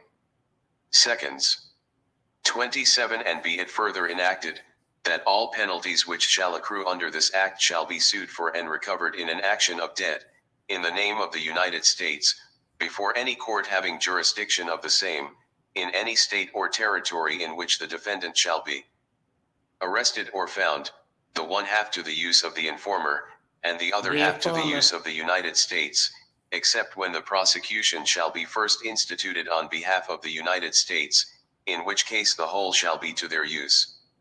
Seconds 28. And be it further enacted, that when goods or other property shall be seized for any violation of this act, it shall be lawful for the person prosecuting on behalf of the United States to proceed against such goods, or other property, in the manner directed to be observed in the case of goods, wares, or merchandise brought into the United States in violation of the revenue laws. Seconds 29. And be it further enacted, that the following acts and parts of acts shall he, and the same are hereby, repealed, namely, an act to make provision relative to rations for Indians, and to their visits to the seat of government, approved May 13, 1800, an act to regulate trade and intercourse with the Indian tribes, and to preserve peace on the frontiers, approved March 30, 1800, and 2. An act supplementary to the act passed 30th March, 1802, to regulate trade and intercourse with the Indian tribes, and to preserve peace on the frontiers, approved April 29, 1816, an act for the punishment of crimes and offenses committed within the Indian boundaries, approved March 3, 1817, the first and second sections of the act directing the manner of appointing Indian agents, and continuing the U Act establishing trading houses with the Indian tribes, approved Indian April tribes, 16, agent tribes, 1818, an act fixing the compensation of Indian agents and factors, approved April 20, 1818. Did y'all hear that? I want to make sure that we heard that very freaking clear. Listen, I'm read it again. It said Indian boundaries approved March the 3rd, 1817, right? The first and second sections of the act directing the manner of appointing the Indian agents. Listen, the manner of appointing the Indian agents and continuing the act in establishing the trading houses with the Indian tribes. The act of establishing trading houses with the Indian tribes. Here we go, the switcheroo. Approved on April the 16th, 1818, an act of fixing the compensation of the Indian agents and factors. This was appropriated on April the 20th of 1818, and an act and supplementary to the act entitled An Act to Provide for the Prompt Settlement of Public Accounts. The prompt, quick. They rushed to settle the public accounts so they could do the switcheroo and take your... Y'all listening to this shit? I'm sorry. Excuse me, guys. Let's go. Act supplementary to the act entitled An Act to Provide for the Prompt Settlement of Public Accounts, approved February 20-4, 1819. The eighth section of the act making appropriations to carry into effect treaties concluded with several Indian tribes therein mentioned, approved March 3, 1819. The second section of the act to continue in force for a further time. The act entitled An Act for Establishing Trading Houses with the Indian Tribes, and for other purposes, approved March 3, 1819, an act to amend an act entitled An Act to Regulate Trade and Intercourse with the Indian Tribes, and to preserve peace on the frontiers, approved 30th of March, 1802, approved May 6, 1822, an act providing for the appointment of an agent for the Osage Indians west of the state of Missouri and territory of Arkansas, and for other purposes, approved May 18, 1824. And for other purposes. The third, fourth, and fifth sections of an act to enable the president to hold treaties with certain Indian tribes, and for other purposes. And other purposes. Approved May 25, 1824. They ain't gonna the say second them. section of the act to aid certain Indians of the Creek Nation in their removal to the west of the Mississippi, approved May 20, 1826. And an act to authorize the appointment of a subagent to the Winnebago Indians, on Eak River, approved February 25, 1831, provided. They're all acts. Listen. However, that such repeal shall not affect any rights acquired, or punishments, penalties, or forfeitures incurred under either of the acts or parts of acts, nor impair or affect the Intercourse Act of 1802, so far as the same relates to or concerns Indian tribes residing east of the Mississippi, and provided also, that such repeal shall not be construed to revive any acts or parts of acts repealed by either of the acts or sections herein described. Seconds 30. And he had further enacted, that until a Western Territory shall be established, the two agents for the Western Territory, as provided in the Act for the Organization of the Indian Department, this day approved by the President, shall execute the duties of agents for such tribes as may be directed by the President of the United States. And it shall be competent for the President to assign to one of the said agents, in addition to his proper duties, the duties of superintendent for such district of country, or for such tribes as the President may think fit. And the powers of the superintendent at St. Louis, over such district or tribes as may be assigned to such acting superintendents, shall cease, provided, that no additional compensation shall be allowed for such services / no compensation shall be allowed, no additional for such services. They something else, ain't they? I wanted to get into this last book before we get up out of here, guys. Peace, love, and bliss to everybody that came through. This is like, I don't know. But pay attention, guys. Let's go. Opportunities to improve management of natural resources. Indian timber, range, and croplands are valuable Indian resources timber. that provide Indian tribes and individual Indians with considerable income and job opportunities. The annual receipts from timber harvested from 1969 to 1973 have ranged between $22.50 million and $70 million. Indian ranchers use about 90% of the rangeland. In 1973, Indian ranching operations accounted for livestock products valued at $64.30 million. In addition, rangeland grazing permits resulted in revenue of about $5.70 million. During 1973, Indian cropland produced farm products valued at $259 million and about $20 million of rental income. Major opportunities exist, however, to improve the management of these resources to increase the benefits to Indian people and to help meet the nation's long-term needs for food and fiber. Potential for increasing productivity of Indian natural resources. Timber production could be improved by 1. Increasing the timber harvest on Indian forest lands where the allowable harvest volume is not being achieved, and 2. Initiating or increasing certain forest management practices, including pre-commercial thinning and reforestation, commercial thinning, and harvesting of scattered dead and dying timber. The condition and productivity of the Indian rangeland could be improved by 1. Reducing overgrazing, 2. Installing and enforcing grazing permit systems, 3. Maintaining and effectively using range improvements, and 4. Educating cattle owners to good range management practices. The Bureau's assistance to Indians in managing their croplands could be improved by 1. Planning and implementing irrigation management services to improve efficiency of water use on Indian irrigation projects, and 2. Developing lease procedures and terms to ensure that Indians do not forego rental income for improvements made by renters and financed by federal grants. The management of Indian natural resources has been hindered by limited bureau and tribe planning on how resources will be developed on a long-term basis. Some timber management planning has been done, but it has not included important intensive forest management practices that could increase the productivity of Indian forests. Planning for rangeland development and irrigation management on croplands has also been limited or non-existent.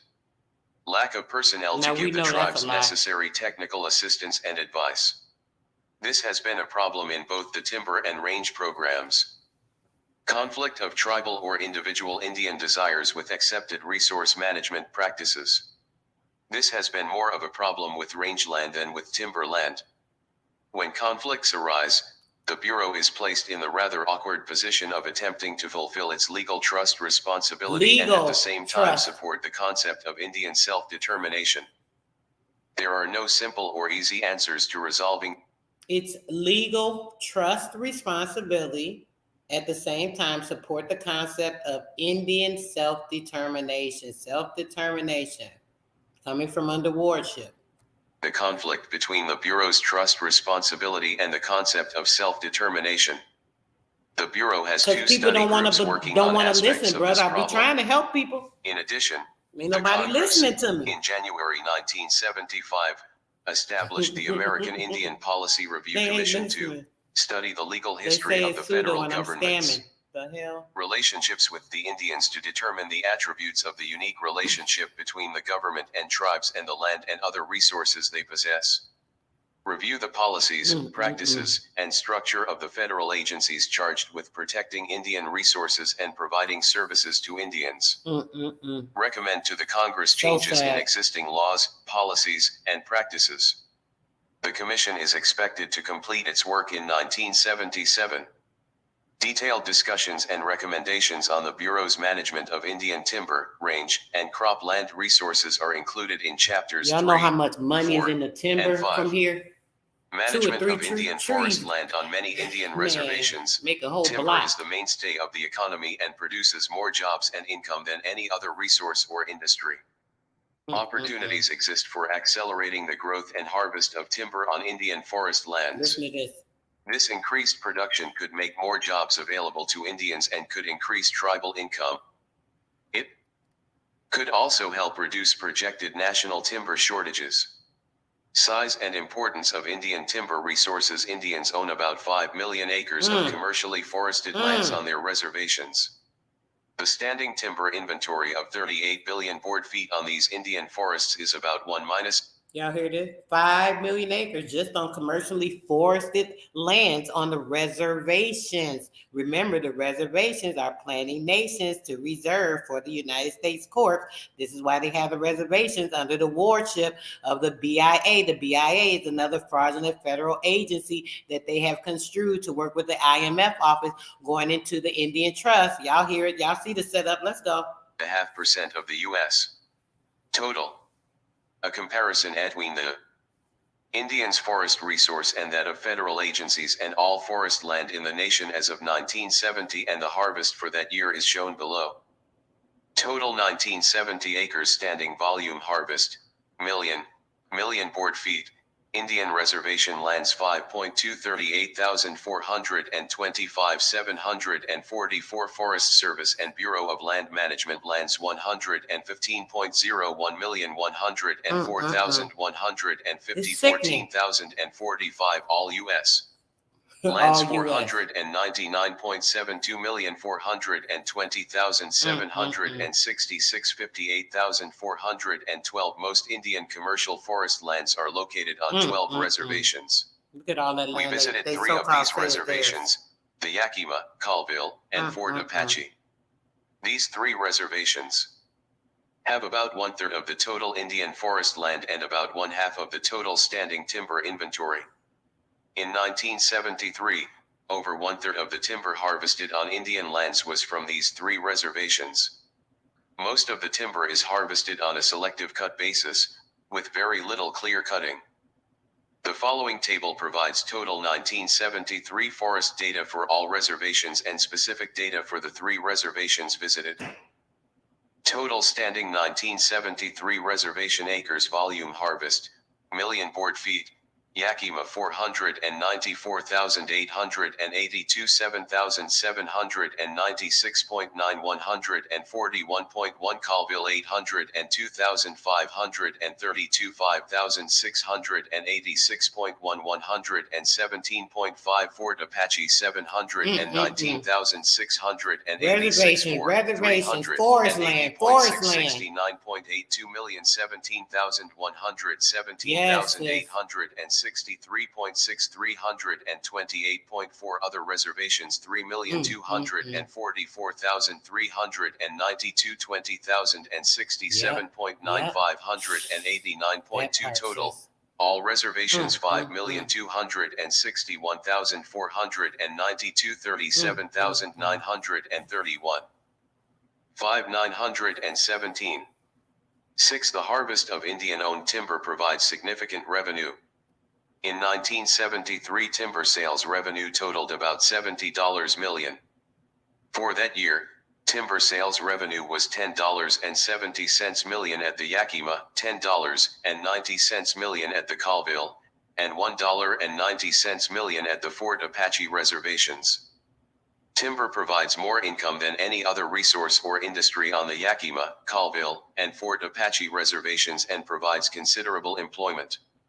The following table shows the estimated staff years of forest-related Indian employment on these three reservations during 1974. Reservation employer Tribe Bureau tribal-owned mills private mills and loggers total forest management objectives The Indian Reorganization Act of 1934 requires that Indian forest be managed for a sustained production of Yakima Colville Fort Apache, Slafi Ayers, 49 90 17 37 31 15 180 70.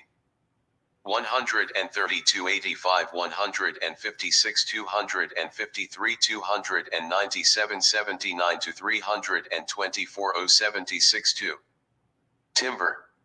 In managing the forests, the Bureau has the following objectives: make the forest perpetually productive by providing effective protection and by applying sound forest management and economic principles to timber harvesting. Regulate the cut to ensure continuous timber production. Develop the forests so the Indians may receive not only the value of the timber but also other possible benefits. Sell competitively the portion of the allowable harvest exceeding that being used by the Indians for their own purposes, such as in tribal-owned mills. Preserve the forests in their natural state when desirable. Regulate water runoff and minimize soil erosion. Preserve and develop grazing, wildlife, and other forest values. To assist in meeting these forest management objectives, the Bureau is required to prepare a timber management plan for each major timbered reservation. The plan is to specify the quantity of timber to be harvested annually and the forest management techniques to be employed over the ensuing 10-year period. The plan is to be revised at 5 to 10-year intervals, with annual reviews during the interim. The Bureau and the tribes finance the cost of managing Indian forest resources. Before fiscal year 1973, the Bureau deducted an administrative fee from Indian timber sales receipts to cover its costs in managing the forestry program. Beginning in fiscal year 1973, a policy change allowed the tribes to use the administrative fees for certain forest management practices on their lands. In fiscal year 1973, the federal appropriation for the Bureau's forestry program was $5.90 million and the tribes incurred costs or obligations of $3.70 million under the administrative fee program. Predicted timber shortage demands for lumber and plywood are increasing more rapidly than softwood sawtimber supplies can be made available. An October 1973 Forest Service report entitled The Outlook for Timber in the United States showed that, if the then current management levels of the nation's forests were maintained and if timber product prices relative to competing products remained the same, softwood sawtimber shortages would start to occur during this decade and continue to increase into the next century. The study showed, for example, that U.S.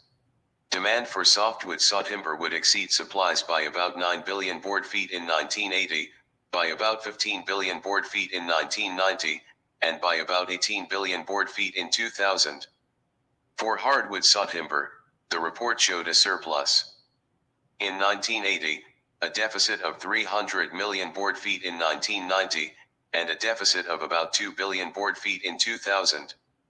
Indian commercial forests contain predominantly softwood tree species, such as ponderosa pine and Douglas fir, and therefore could provide some of the needed softwood sawtimber. Opportunities for increased production opportunities exist for accelerating timber production on Indian forest lands.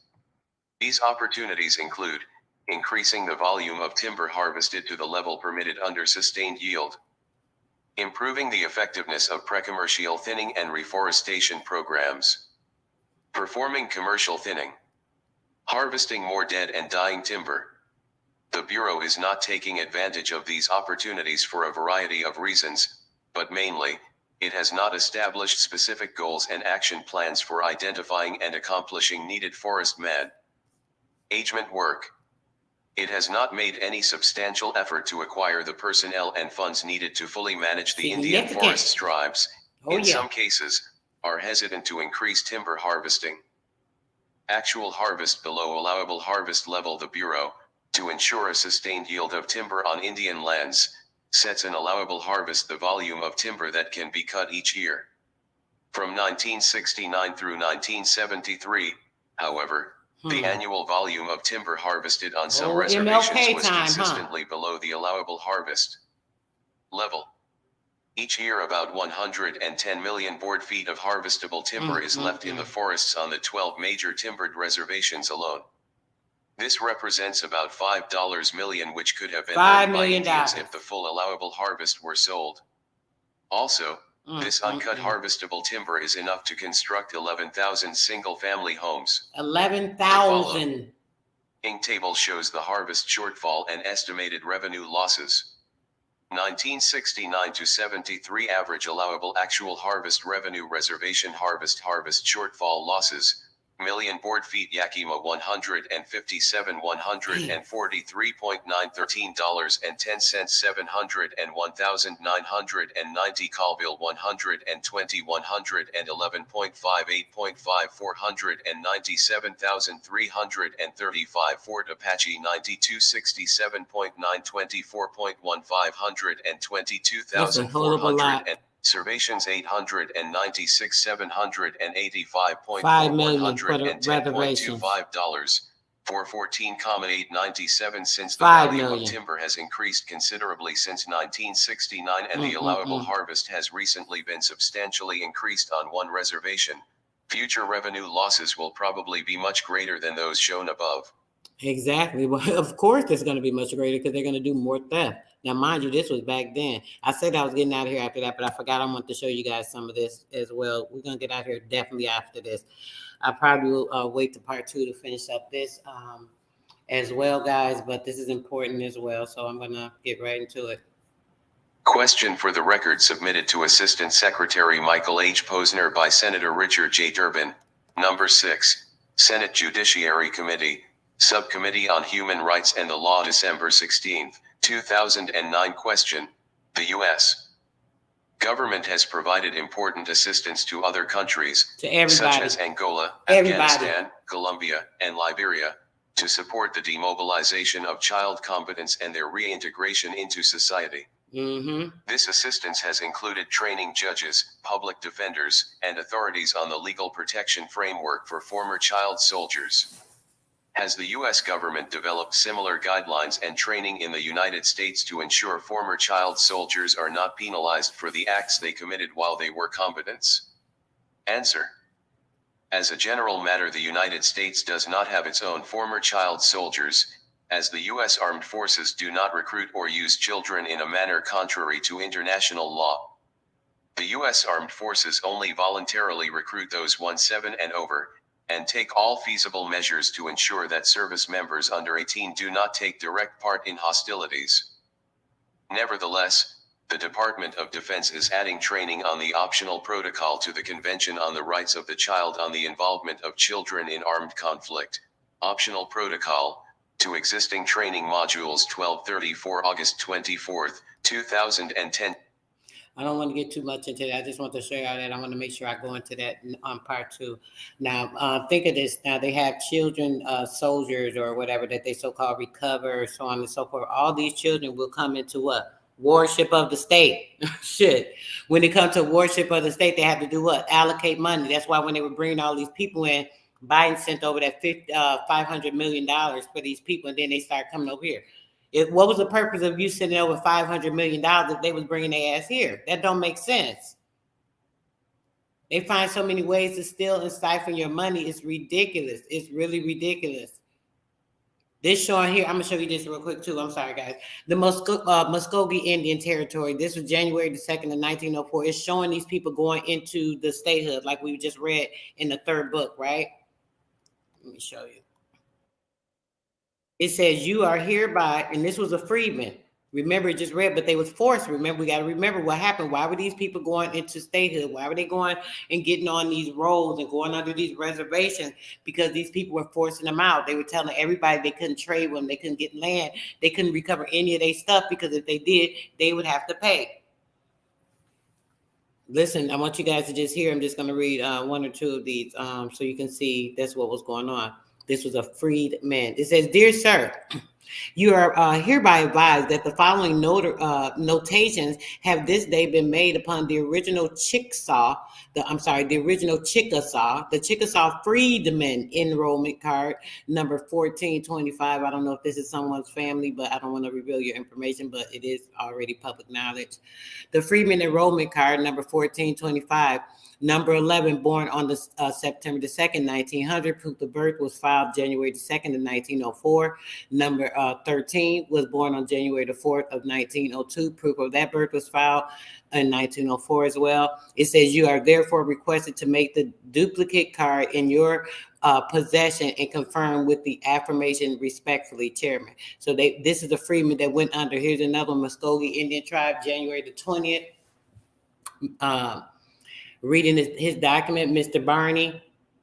It says receipt is hereby acknowledged of the affidavit of Lucretia Barney, which is a relative to the birth of your infant son, Edmund Barney, on January 14th, 1900. Also the affidavit of the same person, which is a relative of the birth of her other infant daughter, which was Ellen Barney, October the 28th. And the same have been duly filed with the records on the commissioner as evidence of birth. Here goes the birth certificate. This is the system that was being orchestrated with the birth certificate tying you into the state. They had to first do it with the reservations. They did not have the vital statistics set up at the particular time. This is the system that was orchestrated for the birth certificate. So now, keeping in mind, showing you this, I'm going to get more into this on the next bill, but showing you this, it shows you that your birth certificate is the same thing as going under the roll, but they try to enlist you under the roll so that you're under the wardship. That's a whole nother level of stuff. I'm not even gonna get onto that with the second bill. But so if you guys can understand that, I can't really make it much clearer than, and I can't say but so much on here. But the commissioner in Charles, this is a Choctaw land office, right? And this is a Atoka Indian Territory. Dear sir, you are hereby advised that the following notations have this. They've been placed upon the original Choctaw Freedmen, the Freedmen Enrollment Card, number 1425, opposite number 10 to the column under the remarks, was born on these dates, such and such. I ain't gonna keep going over that. And it's showing you that they were enrolling doing such and such and such. So basically, this is how they were getting them to go under the statehood. And now they put you under statehood with the birth certificate system that I've explained to you guys a million times. If you haven't taken the class, I'm not sure what else to do. But yes, that is pretty much that. Peace, love, and bliss to everyone. I appreciate everyone that came through. You guys enjoyed and got some pertinent information and took notes. This will be going under members only. There was a multitude of vital information in this bill that I must put under private, but I hope you guys are able to take notes. Peace, love, and bliss, and I am out.